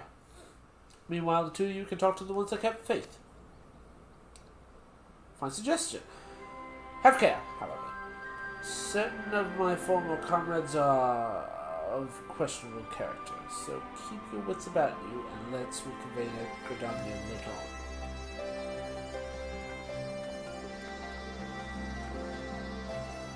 If you have no objections, I have in mind to begin speaking with Creole and Align. If memory serves, the two of them will be attending the intelligence briefing at Castern Farms. See them there.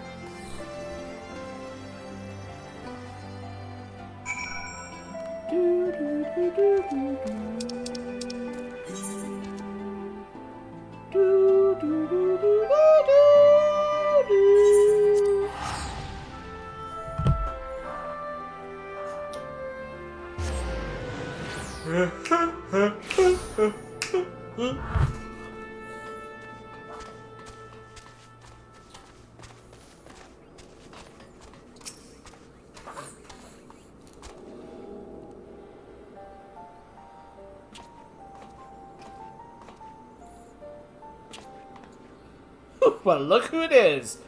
What brings you two here? What have anything to do with the big meeting one? Manner of speaking, I've been assigned a task, you see, for which I require your assistance as former members of the Crystal Braves.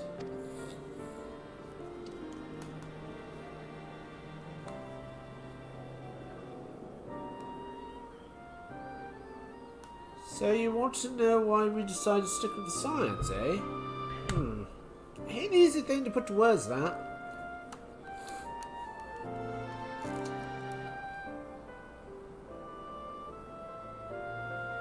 As Rio will attest, I spent a long time agonizing over my failure to alert you of the treasures within our midst. For my negligence, I was captured along with many others, and we were powerless to prevent the tragedies that ensued. Not a day goes by that I don't think back to those fateful events. By joining the Scions, I hope to redeem myself, and I will continue to serve the cause as long as I am able. But that wasn't my only reason. When we were finally reunited at the Rising Stones, you refused to blame anyone but yourself for the fall of the Crystal Braves. And in spite of everything that had happened, everything you had suffered, you took us back without a moment's hesitation. We would not have blamed you and turned us away, but when you gave us your trust instead, what else can we do but try to repay it? Not that that's what. It's my own tale. Well, I've always thought the Scions had something more in common with my own crew. Duty of the strongest is to protect the weak. That was our creed. I still strive by it this day. But as time goes on, I've learned that strength comes from many shapings and size. From warrior builder to Mistress Tataru, we've all of us got something to offer. Ain't not one of us is doing it for personal gain. Because we believe that there's more important things than that. Things worth protecting, which is bleeding lot science are all about. I'm lost for words. Thank you, my friends. To hear this from you means more than you can know. Forgive me, Terry, could you...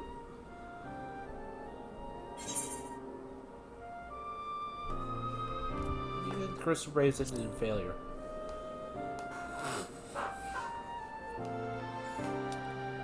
Well, its founding ideals was something to be proud of. But ideals alone wouldn't make a crew. For every swarm who signed up with the good intentions, there was always another who only wanted for the coin. Glory or both. Ours was quite a desperate band. And while I will never forgive Ilbed, the fact that we managed to function at all was thanks to a large part of his efforts. Just a pity he was doing it for the wrong reasons, eh? Only takes one bad apple, they say. And the Braves had a barrel full of them. Not like Scions. We might look like a ragtag band of misfits, but deep down we've all got that shared sense of purpose. And why? Because Tataru sifted out all the glory hunters for what made it through the door. I see. So while our ranks compromise of diverged ranks of people, each with their own individual strengths, we're all united in purpose. Thank you, my friends. With your permission, I shall make a record of our discussion and refer to it when drafting my recommendations. Until we meet again.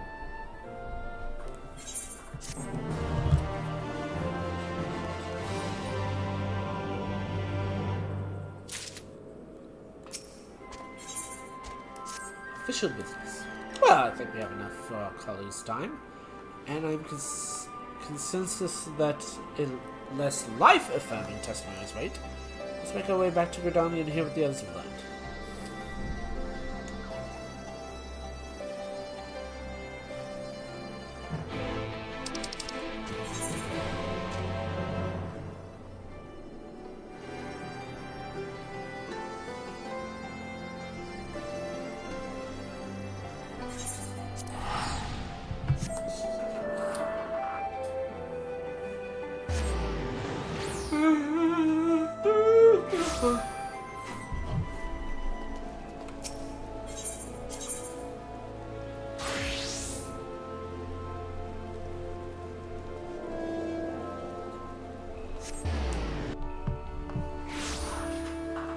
Time has come. Thanks to Tara's ever-dispendable intelligence, we managed to track down a handful of former Braves without any great difficulty. Some were forthright, and others less so. But we've had enough to form a picture. I must warn you, Alfie, some of the comments were harsh. I can well imagine. But their opinions are no less vital to my report. I seek the unvarnished truth.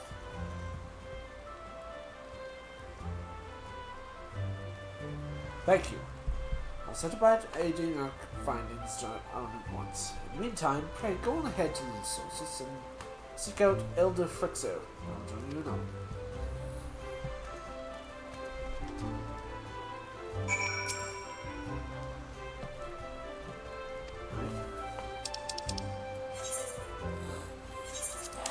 Hawthorne Hill, Kumbaya.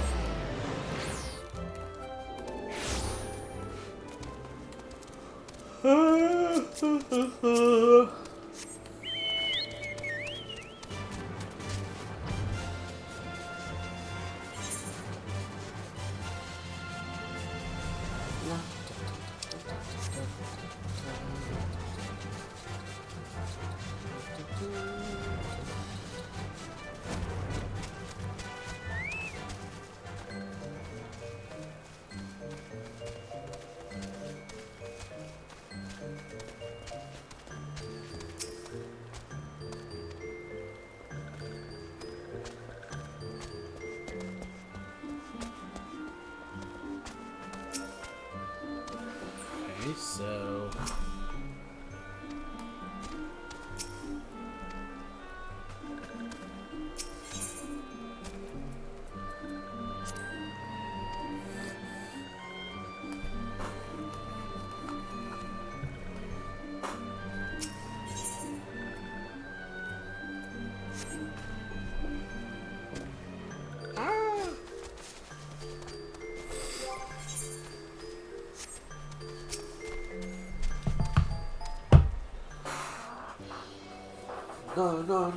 No. Ah, welcome, Brave One, and friends of Brave One. How good to see it is walking once again so soon after the meeting. It's been a while since we last spoke.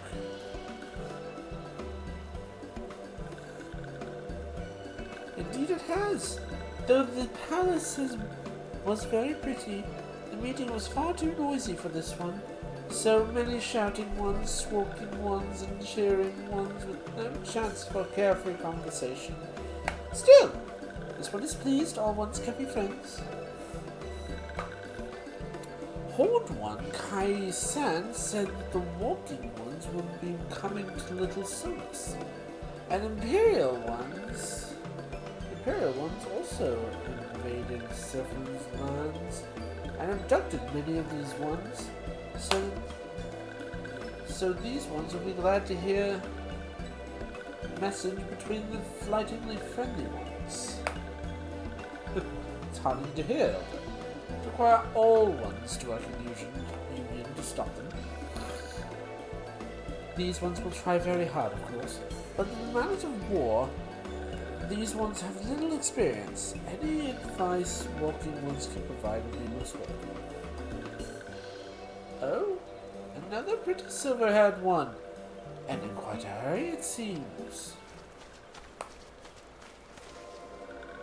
I will say, you must come quickly. What is the matter, Alvin? Don't tell me. You couldn't read my handwriting. What? No! A twin adder officer accosted me that I was about to set out. Shalarian has sent an envoy. He's due to arrive in Gridania at any moment. An envoy? Could it be that clearly managed to sway the forum? We shall know soon enough. But there's more. The envoy has requested that the two of us attend the audience with the Elder Seer. Really? I can't see why they would want Scions present, but us specifically? Wait. It isn't who I think it is. It is. I could scarcely believe it myself when I inquired to the envoy's identity. I was told it was one Faluchent Livider. Your father? Well now, the fact of serving member of the Forum had journeyed here would be surprising enough. But him? Quite. I glean from this that they might take a matter of this seriously. If as it may, why would him and no one of the other 98 Forum members, unless he volunteered for it? It has been some time since you last saw your father, has it not? Could it be that he's concerned about your well-being? Perhaps. He always was reluctant to discuss his work with us. Indeed, and whether we write to our parents, it is invariable our mother who replies. Nevertheless, I welcome the opportunity to meet with them after so long, even if it is secondary to his true purpose here. Elder FFXIV, though I am to cut our visit short, we must return to Gridania. Pray accept my apologies along with my reports.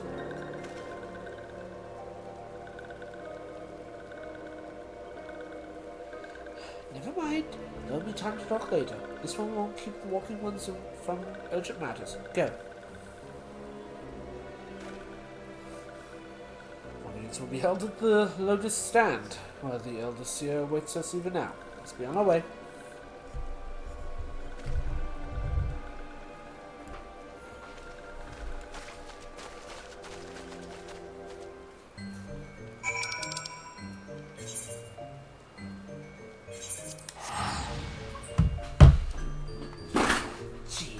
Sorry.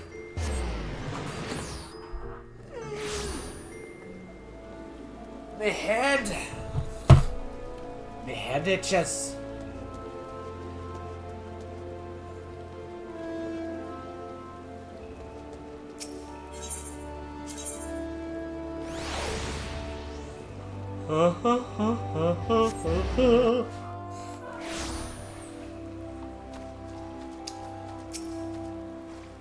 Welcome, Warrior Knights.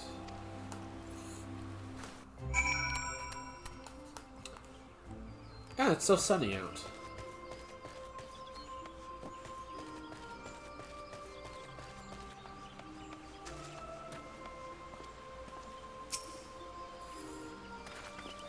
My friends, I thank you all for coming so swiftly.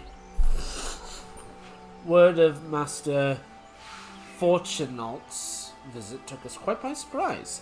When the Alliance granted Mistress Kraler permission to request Shalian's aid, we did not anticipate so prompt a reply, much less that it be delivered by a member of the Forum. What the nature of this reply may be, we shall soon discover.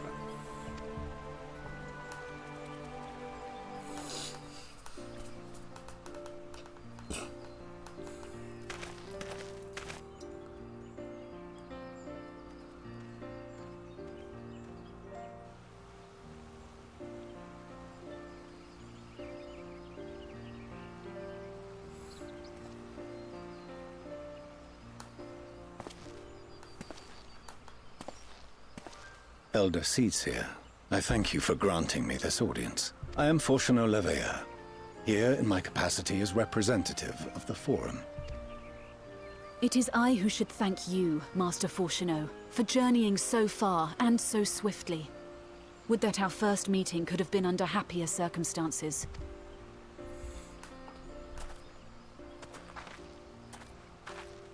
It has been too long, Father. You look well. As do you both. Ameliance will be glad to hear that you are taking care of yourselves. I'm still sus about this guy. How is Mother? She misses you terribly, of course, but is otherwise a picture of health.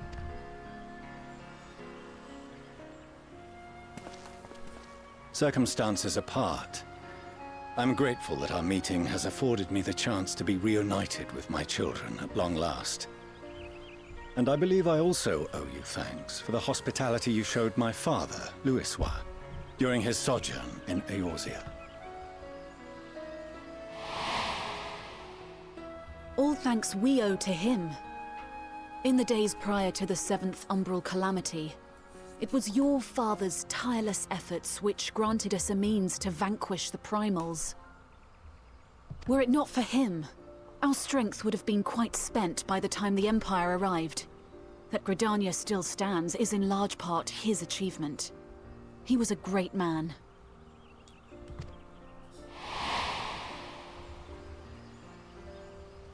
He would doubtless have been moved to hear you say so. I must confess, however, that I opposed his decision to intervene.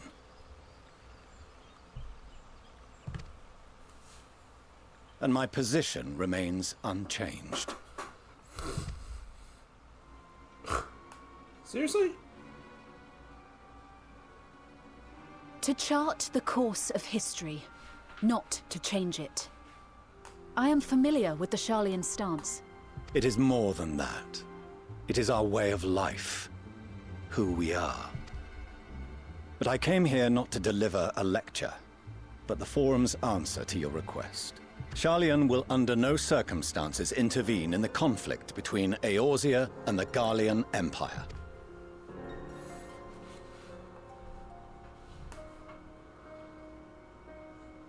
May I ask for what reason the Forum has come to this decision?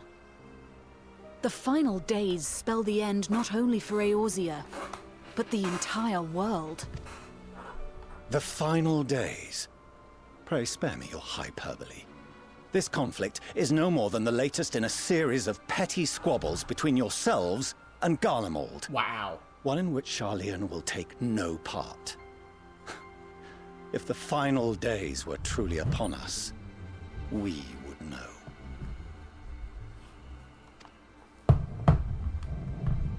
Father, you must ask the Forum to reconsider. You may feel safe on your little island across the waves, but if you imagine the Telophoroi will leave you be, you are mistaken. They mean to kill us all, themselves included. Alphino is right. We have seen what the enemy is capable of, the lengths to which they'll go. This is no time to turn a blind eye. If Eorzea falls, so too will Sharlayan. So if you truly love our homeland, you will join us. Now, before it's too late.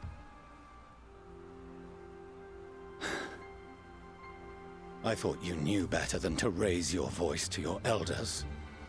It seems I was wrong. Wrong to ever let you leave, Sharlayan. I consoled myself that your time abroad would instill in you some hint of restraint, of discipline, but I see now that Eorzea has made fools of you both.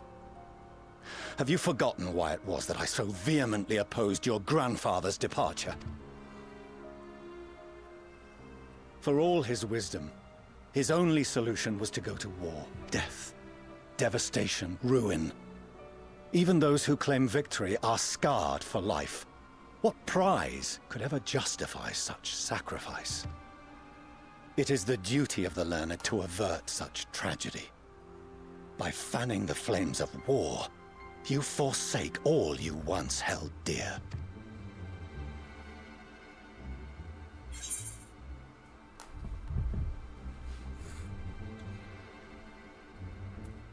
To ignore the plight of those one might conceivably save is not wisdom. It's insolence. Indolence.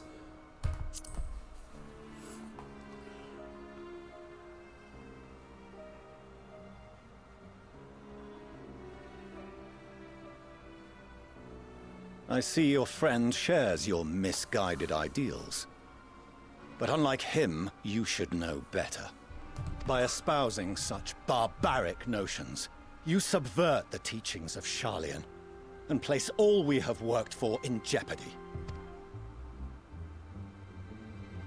Alphino, Alizé, as of this moment, you shall no longer bear the name of Leveilleur. You? What? Father. How you choose to live your lives is no longer my concern.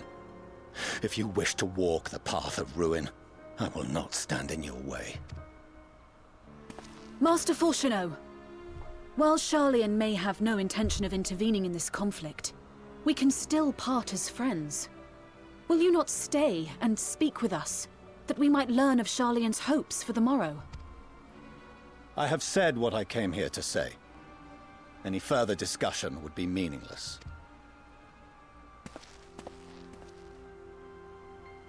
Father! Wait! Don't bother, Alizé! How can you stand there and watch him walk away? How can you let this happen?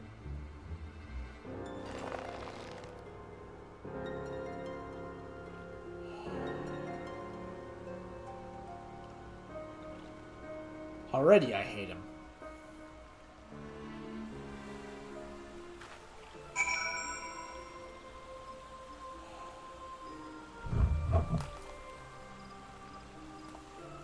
Healthy.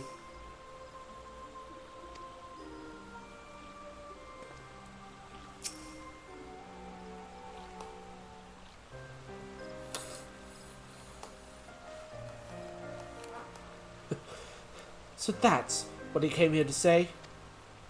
That we're all fools for having the temperament to defend ourselves against the Teferi. And for the rest, like it or not, that was Forum's decision. To watch him from far while the Eorzea burns. Father was but the messenger, as he handed down judgment. I can think of nothing to say that could possibly sway him. I still can't.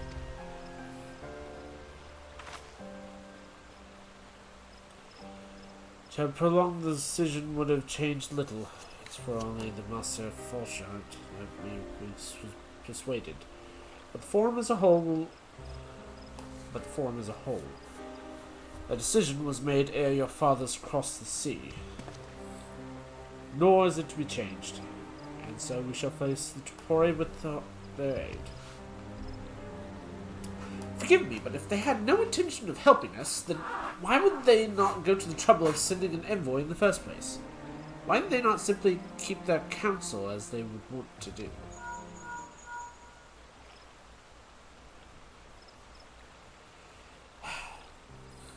Terry, has Master Foster arrived yet?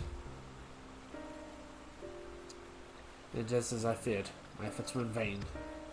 I pleaded our case to the Forum members as I could, but they flatly refused to discuss the matter. No, that's not exactly true. I should rather say they ignored every word I said on the subject. Without exception. It was almost unnerving. Could it be that they were hiding something from us? That might go some way to explain Master Fourcheneau's performance. When he said that they would know if the final days were truly upon us, I dismissed it as pride. What if they genuinely believe that they know how the world will end, and simply disagree with us about the circumstances? That I don't know. Something tells me they're not as unconcerned about the Teferi as they claim. If the threat weren't real, why else would they be so standoffish and secretive? I'd very much like to delve deeper into this, but I'm afraid I've exhausted every avenue of inquiry. Nor have I feared to be any better with my other mission. Researching Hydaelyn and the Ethereal Sea. I've tried enlisting the help of experts in the field, but it appears the Forum has forbidden anyone from cooperating with us. Obstructed at every turn. So it would seem. But don't lose heart just yet. With all the knowledge and acquaintances we have with us, we can still find a way forward. To that end, I would like you all to join me here. When the time is right, of course. I'm well aware of matters in the Eorzea might stand on a knife edge. but with your permission, I can at least start making necessary arrangements.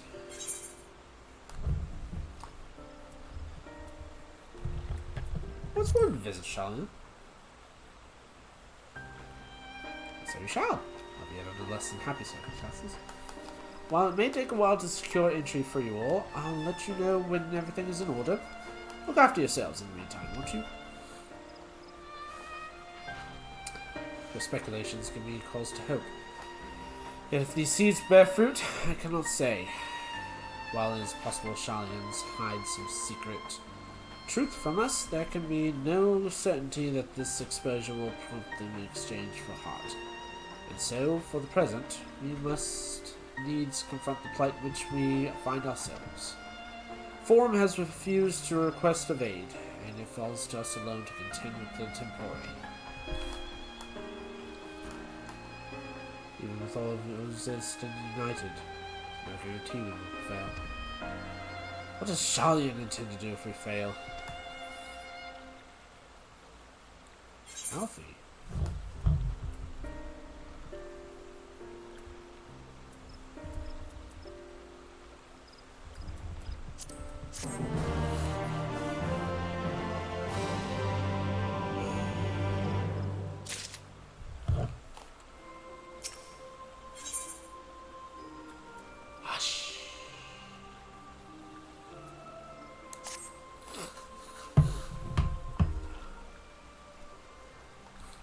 While Shallian's stance is indeed disappointing, we cannot allow ourselves to be distracted from the challenges before us.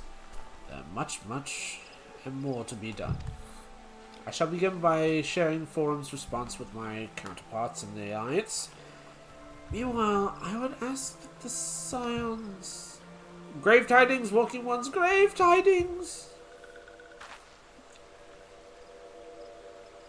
Calm yourself, my gentle friend. What has occurred? These ones who went to the Feathered Ones send terrible news. Destroying Ones have appeared in Zephyriel. Destroying Ones and captured Ones, and even frightful Goblin Ones. Feathered Ones do not stand a chance of us, and flapping and squawking. When did this happen? Is it too late to help them? Too late, yes. Much too late. But luckily, Destroying Ones were only passing through and continued on west. Feathered Ones who did not fight were left unharmed. West. That'd be Corthius.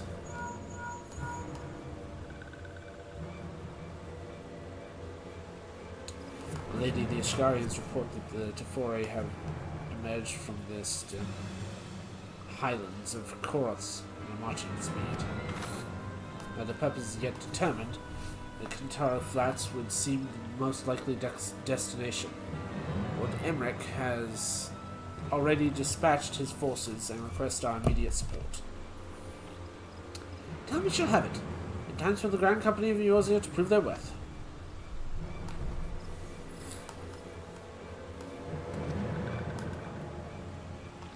Well, mayhap it's a mercy that we do not have time to stew upon our misfortunes. Come, my friends, let's make haste to Kintaro. Wait! This one almost forgot. Destroying Ones was said to be led by a cackling robed one. This one must see that all Walking Ones must know. Farewell.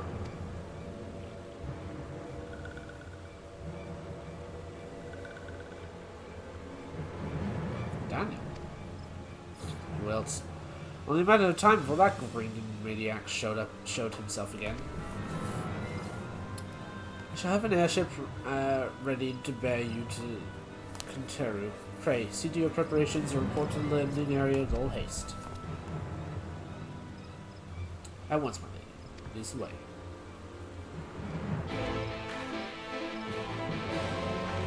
You know what? If their father ends up injured in the game, I ain't helping him. I ain't helping him. No way.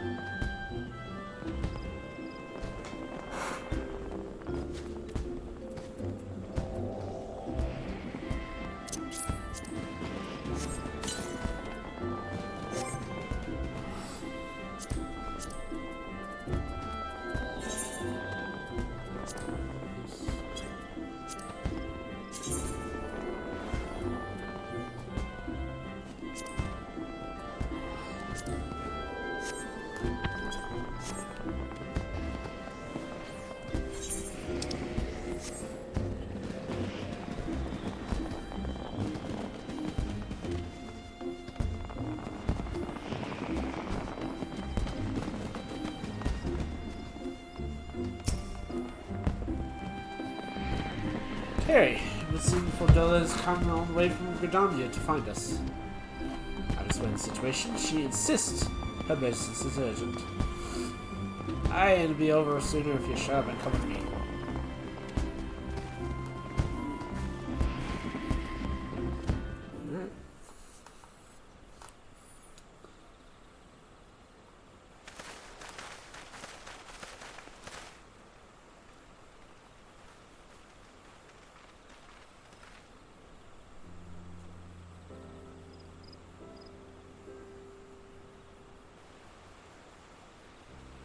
Arenvold!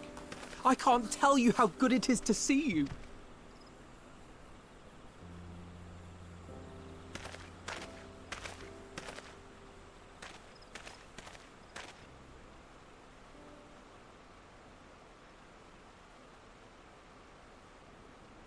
It arrived a lot sooner than expected, eh? The day I craned my neck up at you. Only because you're sitting down. Unless... Afraid so. The chirurgeons say I may never walk again.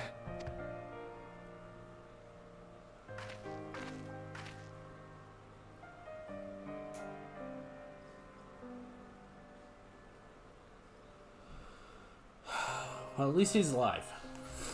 That's the important thing. Come on, Alfino, it could be worse. Besides, I didn't come here to dampen the mood. Quite the opposite. All I've ever wanted was to fight for a cause I believe in. But my fighting days are over. So I want you to fight in my stead. Be the hero I can't.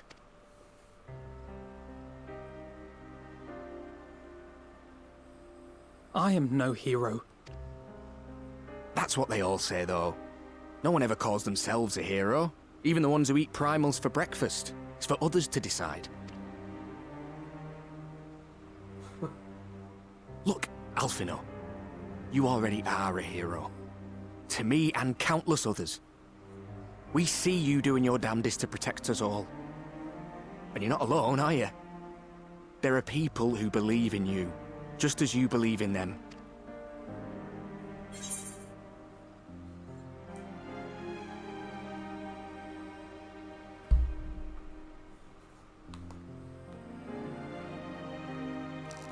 Carry the James Mini. We'll carry yours too.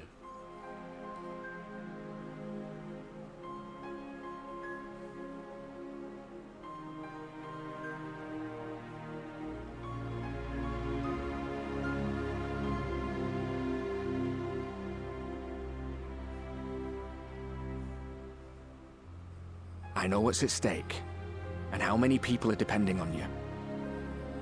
But I believe in you. Believe that you'll see it through. That's why I'm entrusting my dreams to you. Like Albert and Owley once entrusted their dreams to me. There was a time when I would have borne the weight of such expectations without a second thought. But now, I know just how heavy that burden can be. To tell the truth, I'm beginning to wonder if I chose the right path. Sacrifices will inevitably be made for the sake of the ideals I uphold. Maybe I am not the person I thought I was. The person you think I am. I'm gonna punch his father in the face. I am serious. This guy. I wouldn't presume to tell you. But I will say this. In spite of everything, you've come this far. The road ahead might not always be clear, but you've never been one to give up or take the easy way out. And everything you do for others. For a brighter future. I'm proud to call you my friend. Well, I've said my piece, so I'll let you go. I know you've got more important things to be doing. Just give what I've said some thought, all right?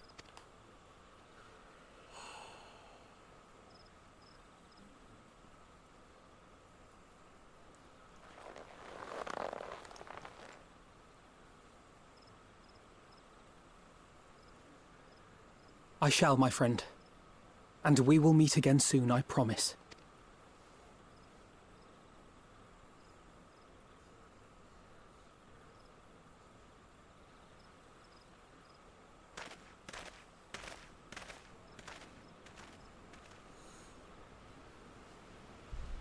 Nothing left for me to do but wave and smile.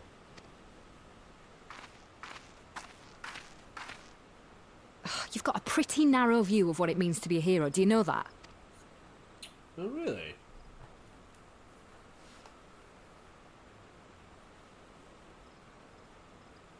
You think they're all forged in the fires of battle? That it's all about being brave and killing villains? Alphino and the others will carry on their fight. But theirs isn't the only one. There are other ways you can make a difference. If you stop feeling sorry for yourself and put your bloody mind to it.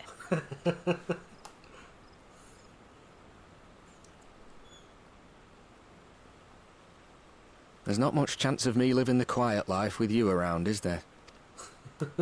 If you're content to twiddle your thumbs thinking of what might have been, that's your lookout. But I reckon you've got some fight left in you. And I reckon you might be right. If there's a way I can still help my friends, I'll bloody well find it.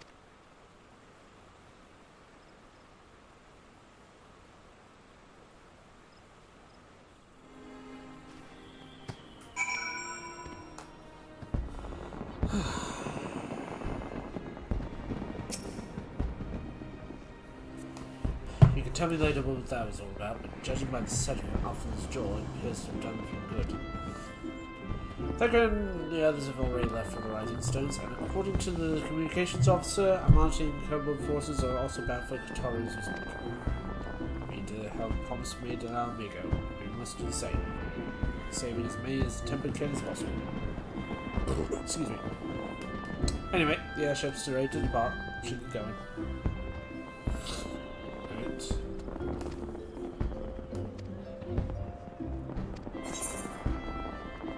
I need to heal first.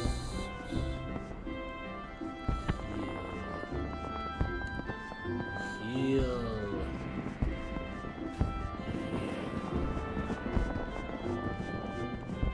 Must heal.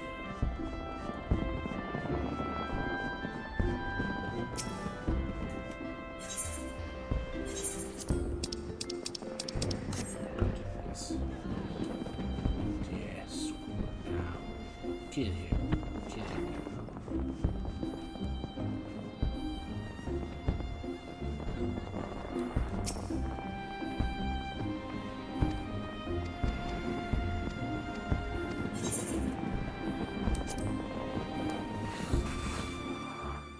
Alright.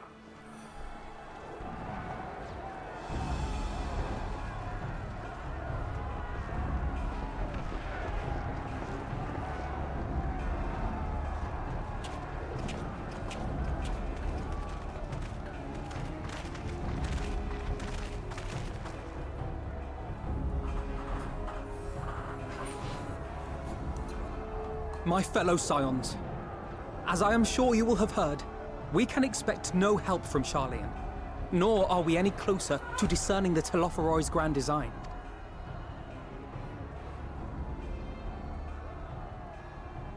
And now, our adversary moves against us in unprecedented numbers, compelling us to answer in kind.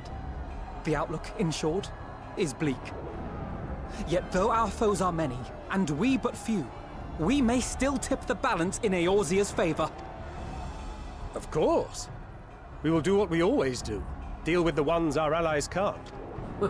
A less than daunting prospect, judging by your expression.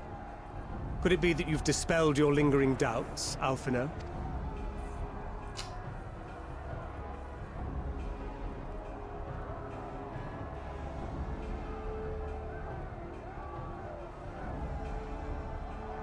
Oh, I doubt I ever will. But as my friends have kindly reminded me, I have come this far, and that must count for something. Gods be good, Alphino. That's what we've been trying to tell you all along. For one so bright, you can be remarkably dim at times. There is such a thing as overthinking, you know. Unfortunately, yes. Might I suggest that we continue this conversation after the battle? It would appear that Telophoroi have already arrived. Of course I'll do what I can to cure the Tempered, but they'll have to be incapacitated first.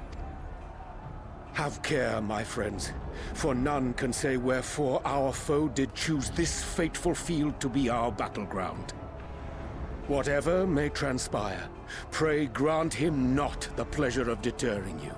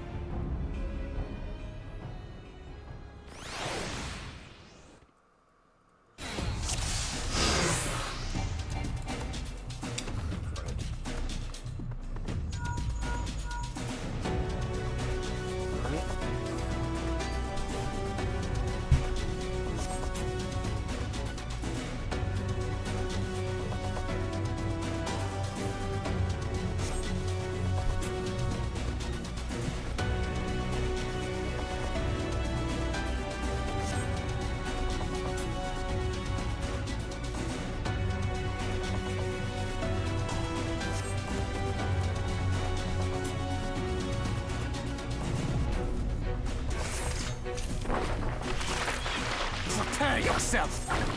Let's give it our all! Hold fast.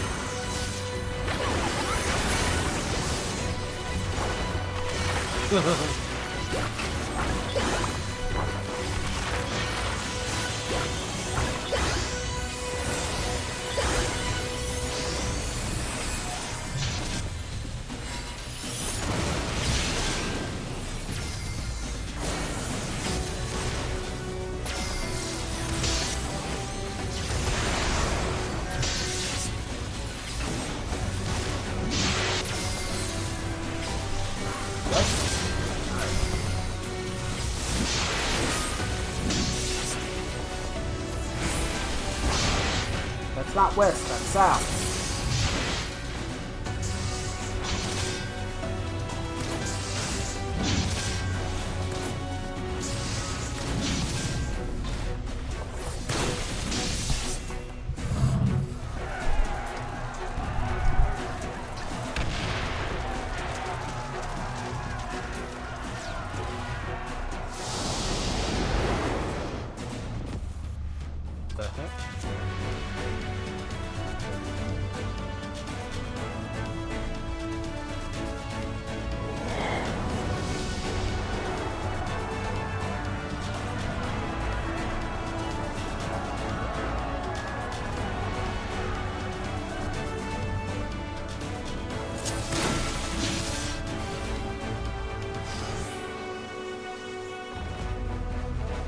Yay!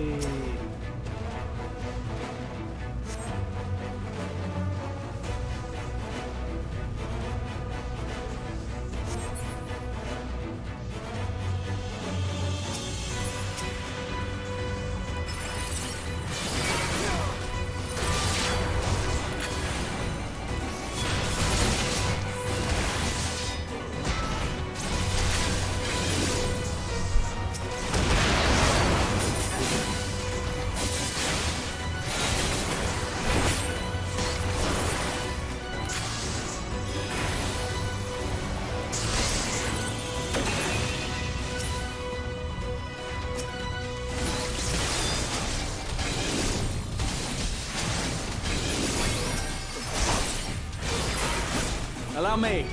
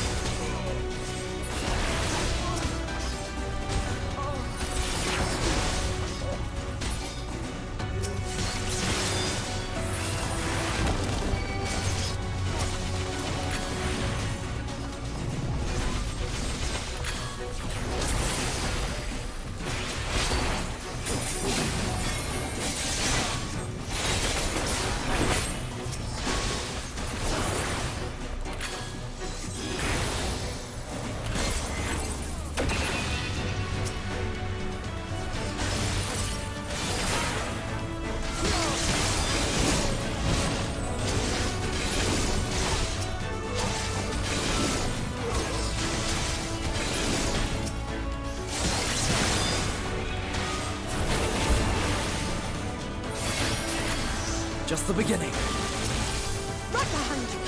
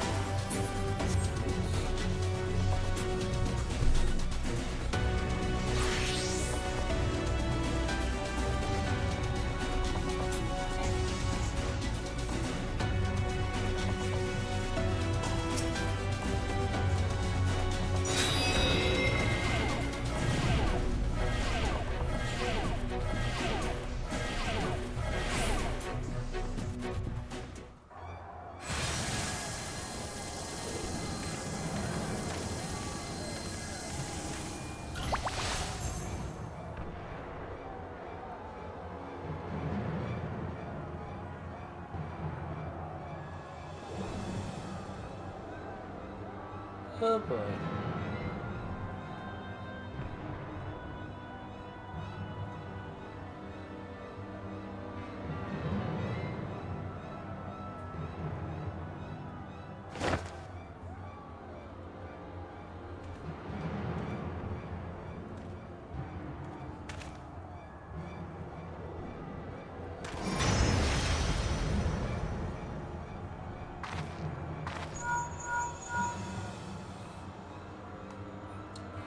See that? Cliffs. Yes, where should we be?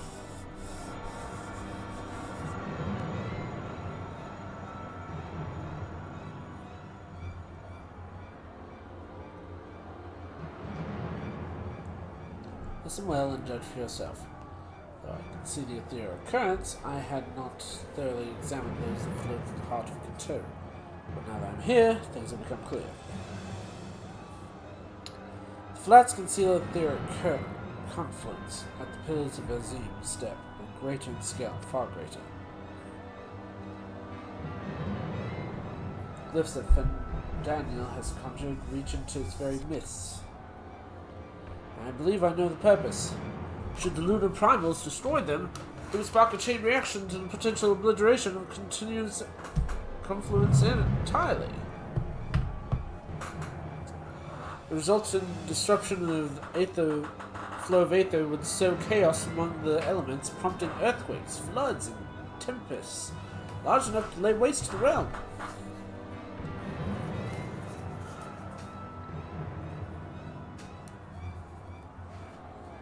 That that he would go so far would be a little surprise. We must need to protect the confluence at all costs.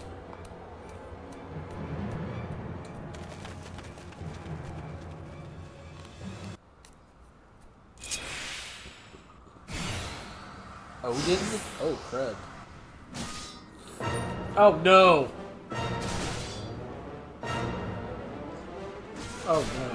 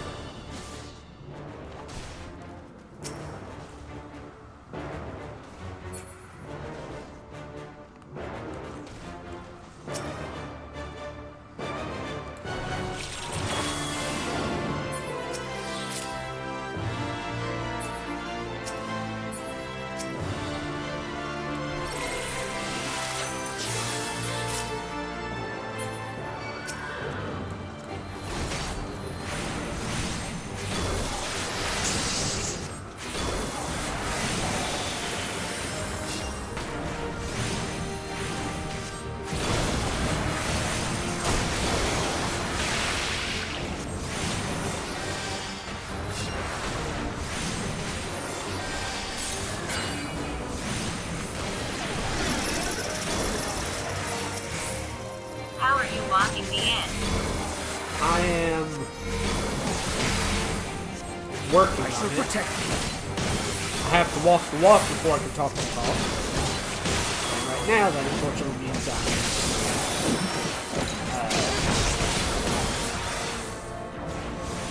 learn how to be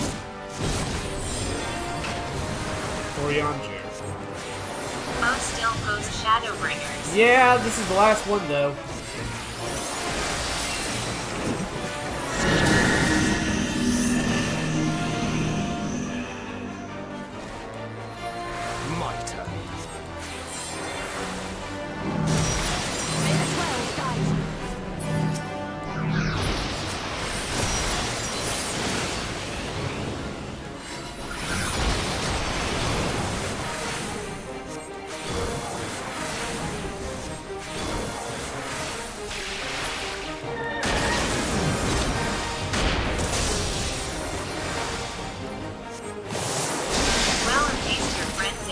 Dying in front of your eyes this time.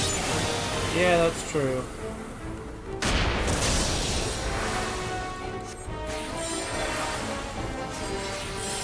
That was terrible last time.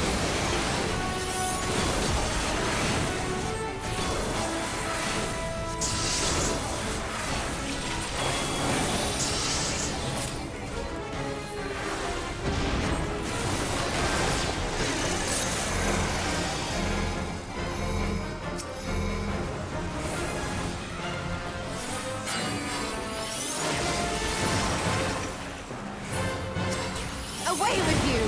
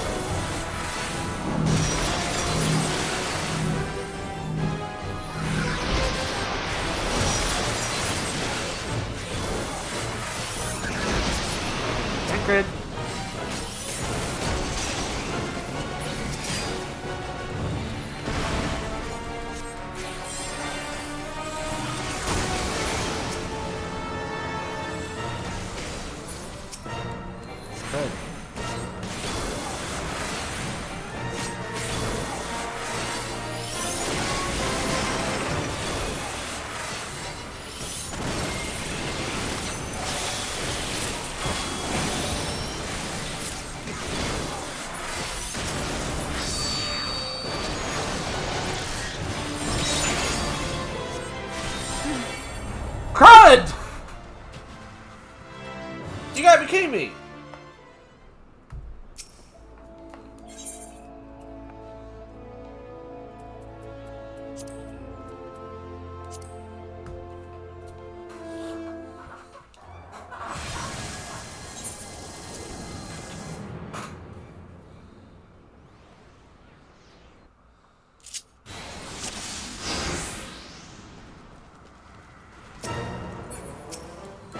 See, this is why I do not like playing this.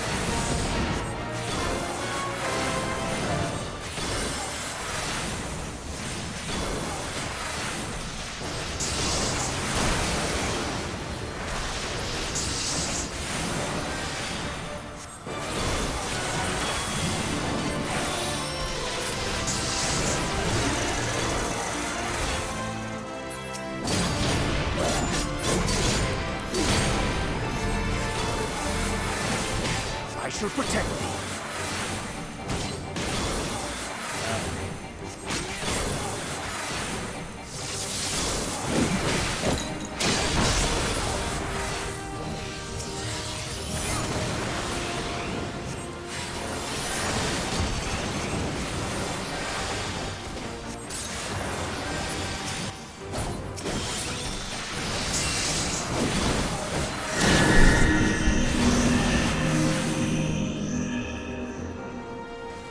My turn.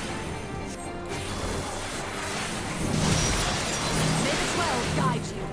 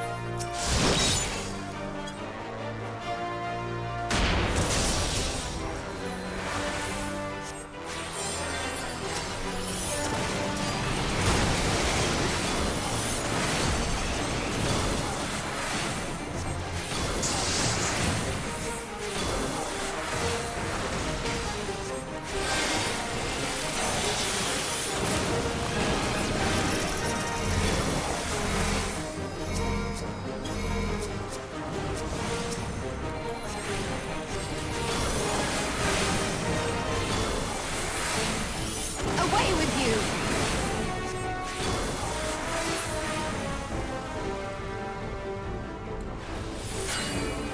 The best defense is a good defense!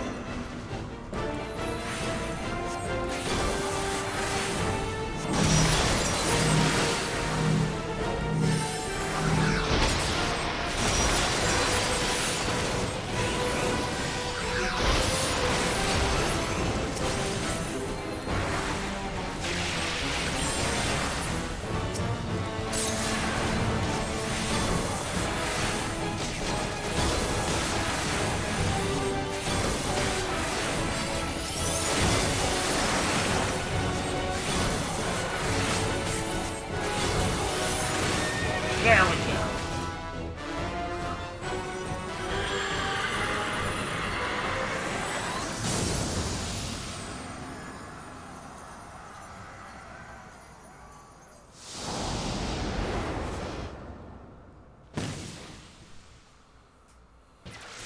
Alright. Ivana? Oh, okay. Oh, we're playing as him? Really?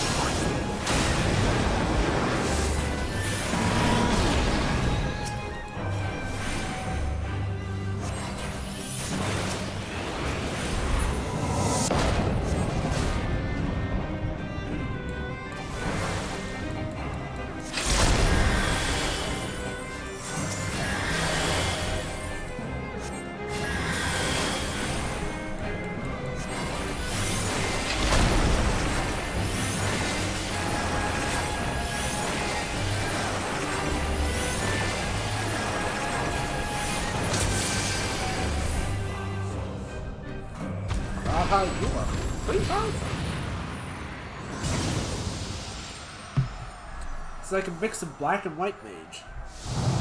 But not red mage.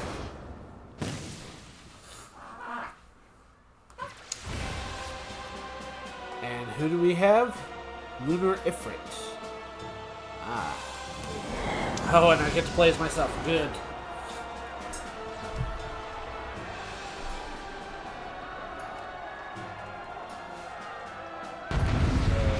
Well, luckily I have a healer.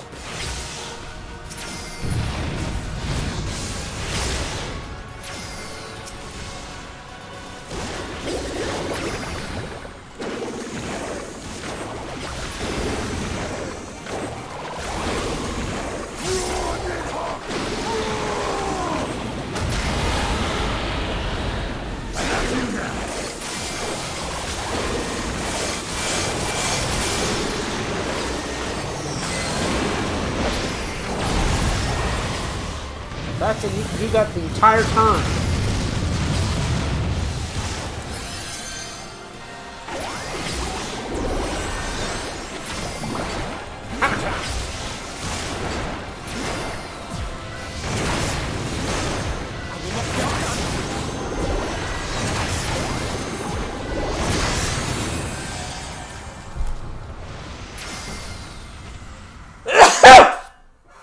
Pardon me.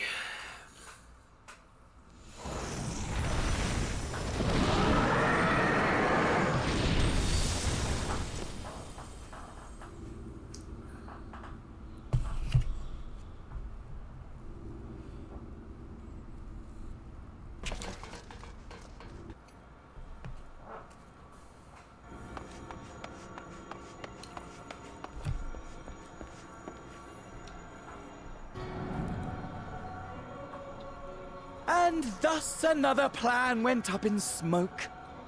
I am beginning to see why Lord Xenos thinks so highly of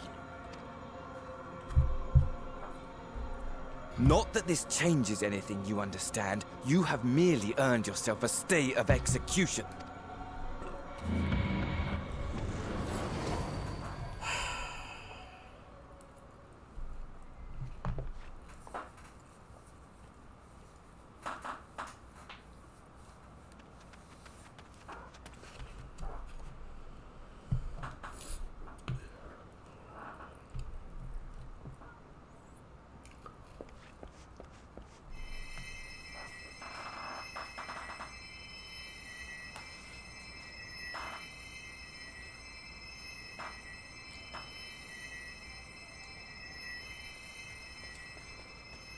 Playing as Urianger is not fun.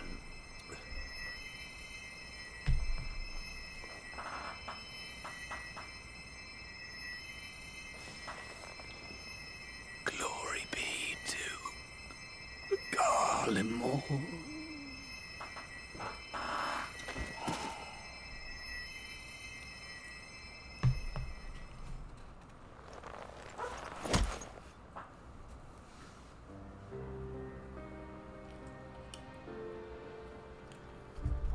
Alpha, you can't save everyone.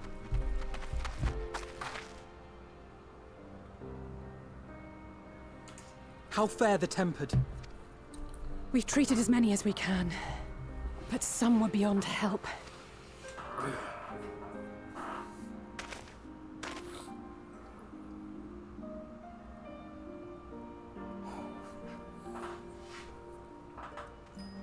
Alfie, you can't.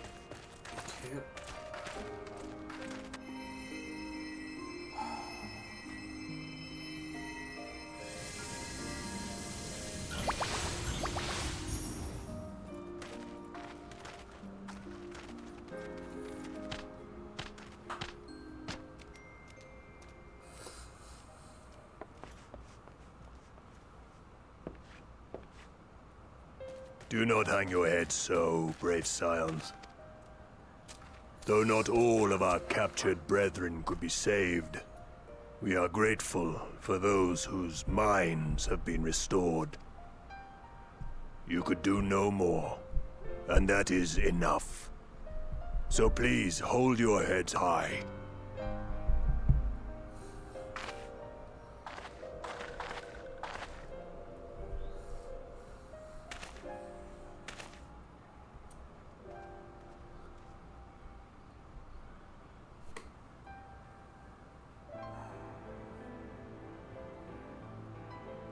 Should have been quicker, but I'll do better next time.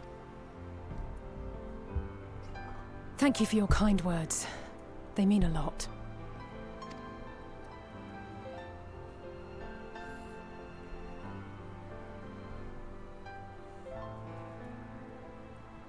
A victory at great cost, but a victory nonetheless.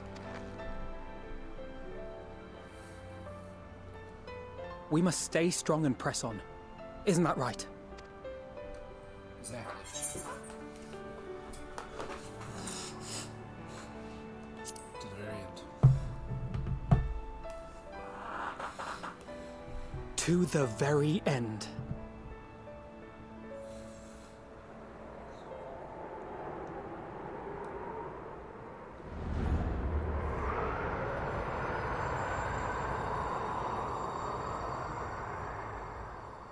Everybody knows that the moon is made of cheese.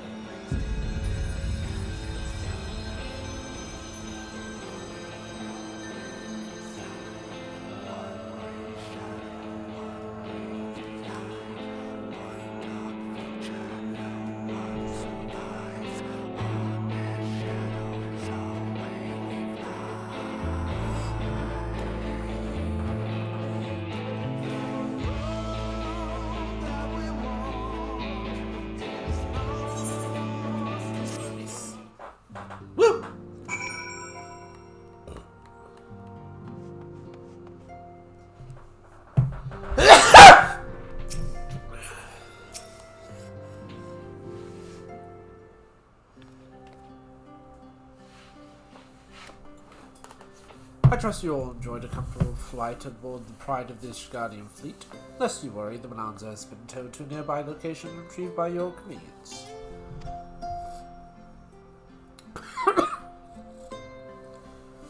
You thought of everything, Lord Emmerich, and may I say how much more appreciative the hospitality you afforded us on the way home. Think nothing of it. Our destination lay in the same direction, and it could afford me the pitch opportunity to learn how my errant friend has been last since it looked to conceive. It seems you finally have a place to settle down. You merely grew weary of wandering the Far East. Be in denial all you want. Returning to more serious matters, while the Topori have been driven from Kataro, it is likely the bulk of the forces will remain. On the evidence of the Grand Company of Eorza's first joint military operation, however, I am confident that we will have potential to meet such threats head-on, even without the aid of Eorza. As such, while our force keep Topori at bay, I would ask that you apply your talents to the task of neutralizing the towers. Sensible division of labor. While the towers remain, so too the threats of the primals. And given our experience in the field of ethereology, better qualified to find the solution. That we are, especially should it happen to be lie beyond the Alliance's dominion. There is a time and place for formal investigations, of course, but certain secrets won't hide where the enterprising individuals may venture. Couldn't agree more. There are none better suited to this task, nor any upon whom I would rather rely.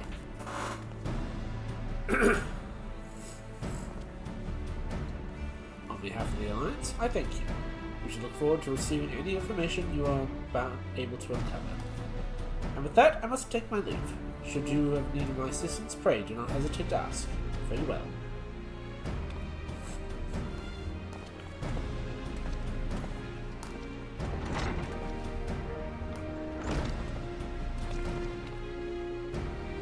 I confess, I had hoped to be able to study the towers more closely, vital as plainly as they were to the plans. If we could discern their ultimate function, we should be one step closer to understanding our enemy's grand scheme. Should we succeed in neutralizing them, of course, it's all but certain that the Topori will mount an all-out invasion.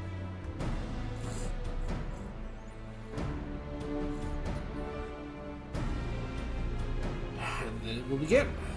One who awaits in the heart of the chaos will come for us. Yet, in the end, our true nemesis may be the calamity to end all calamities, the final days themselves. It's alright, Alphaman. We need a plan, not morticians. Ports. As Thancred so eloquently put out, we are in a position to seek for information from all manner of places. Not least Charlian. According to Kraylin, the form may have been more secretive than as of late, which is why this may be related to the appearance of the Tempori. That remains a matter of speculation. One thing's clear, the Forum is determined to keep us from discovering the truth. Master Foreigner's performance at the Lotus Stands was enough to convince me of that. The matter beareth further investigation. I do hardly concur. Nor can I think of a more promising place to look for the answers seek in the matter of towers. Charlian hath been the wellspring of ethereal knowledge. I care not where we go, here or there. My lance will be ready. What of you, Terry? Might you be persuaded to join us?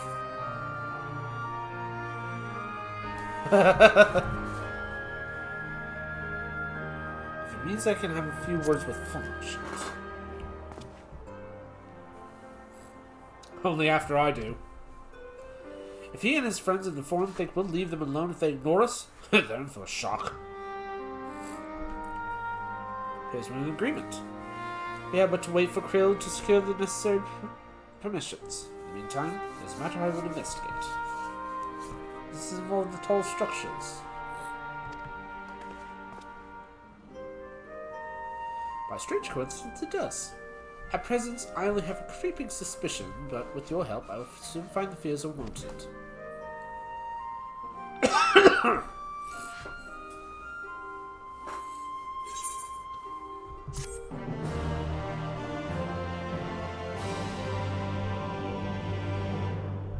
Shush. Alright.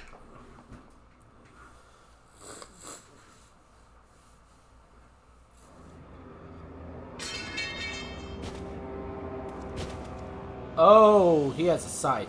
Oh, he's a reaper. Oh dear.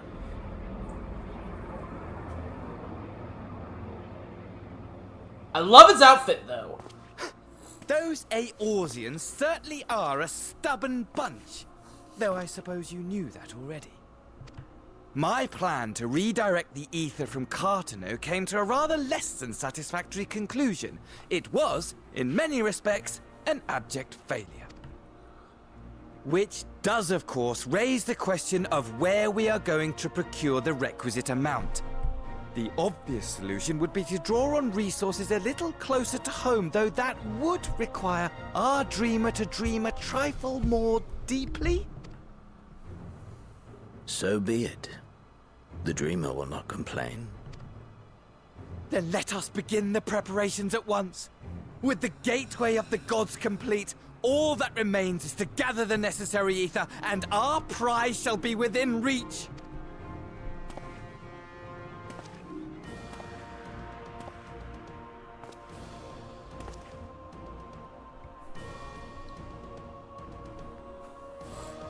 The time has come to fulfill your heart's desire, my desire!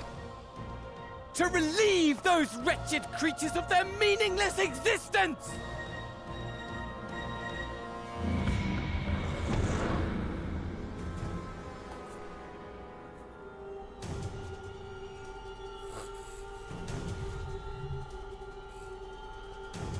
While I await you, I shall drink a sea of souls and gorge myself upon the darkened moon.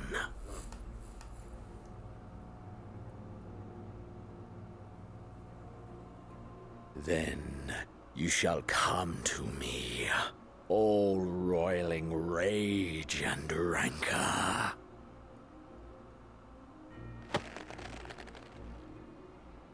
And the stars shall bear witness to our final contest.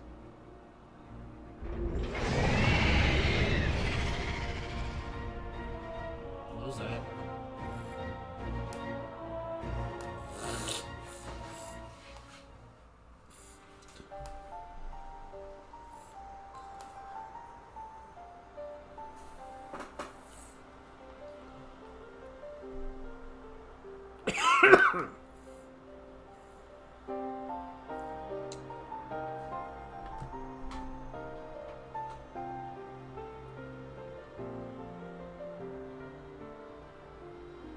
As I thought, the ethereal currents have been disturbed here too.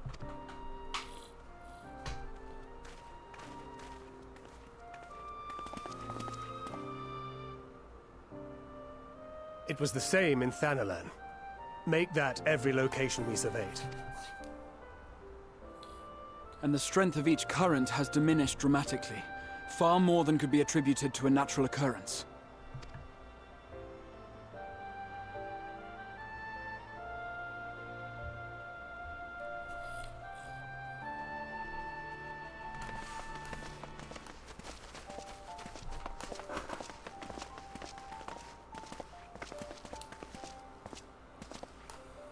What tidings bringest thou from Dravania?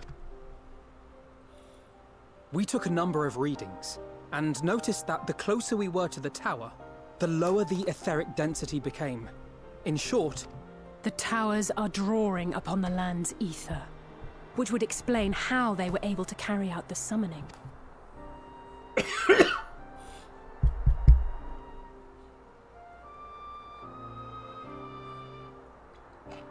Our allies must be informed of this. We should return to the Rising Stones and have Tataru relay our findings to them.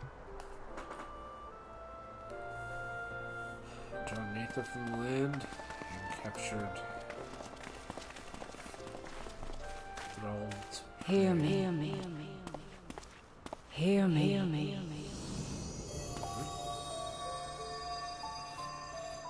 Darkness comes, and with it, the end. The fate of the star is in your hands. Wait, no. That's a mask. That's Nassia.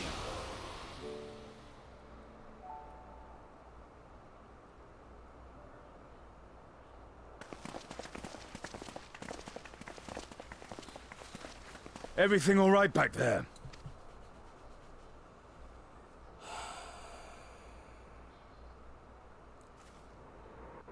Is it ever?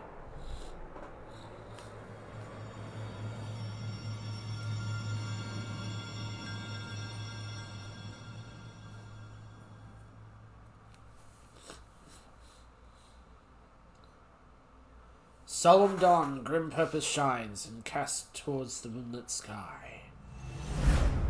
Does our final curtain rise, your steps to guide what end betides?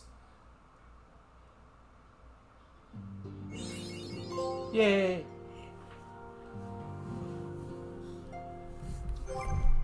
Well, which means this baby's coming out. Wonder if I should have a hat too. I should probably get a hat. Maybe. I don't know. We will talk about it next time. Stay tuned for announcements, please. Thank you all so much for joining me. I deeply appreciate every single one of you. I really hope you realize this. If you like this video, you want to see more content, please feel free to hit that follow button. Make sure your notification bell is on. That being said, my normal stream days are Sundays, Mondays, Tuesdays, and Wednesdays at 7 p.m. U.S. Central Time, guys. Please do not forget.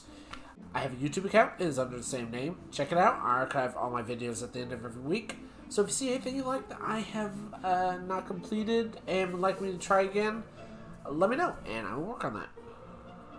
I also do have a Discord. Feel free to join that as well. I would appreciate it. So, the way it's looking, it's going to be as follows. Tomorrow, Spider-Man 2. Just to continue on with that. And then Wednesday's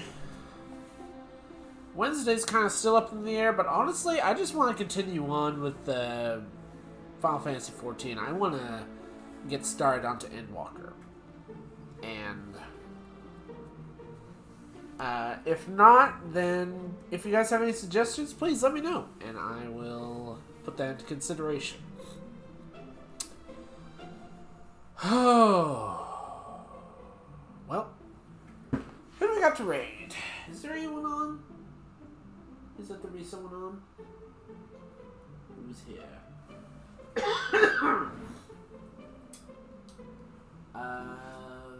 Vadius, but Vadius. Oh, Final Fantasy VII Rebirth. He's probably about to head off anyway, because that's like almost 4.5 hours. Pixel Kitten is playing Chained Together. I have seen Markiplier's videos of that. That should be entertaining. Let's join her. Once again, I want to thank you all so much for joining me, and I really hope to see you guys tomorrow. Same Owl time, same Owl channel. So long, thanks for all the fish. Good night, everyone. Bye-bye.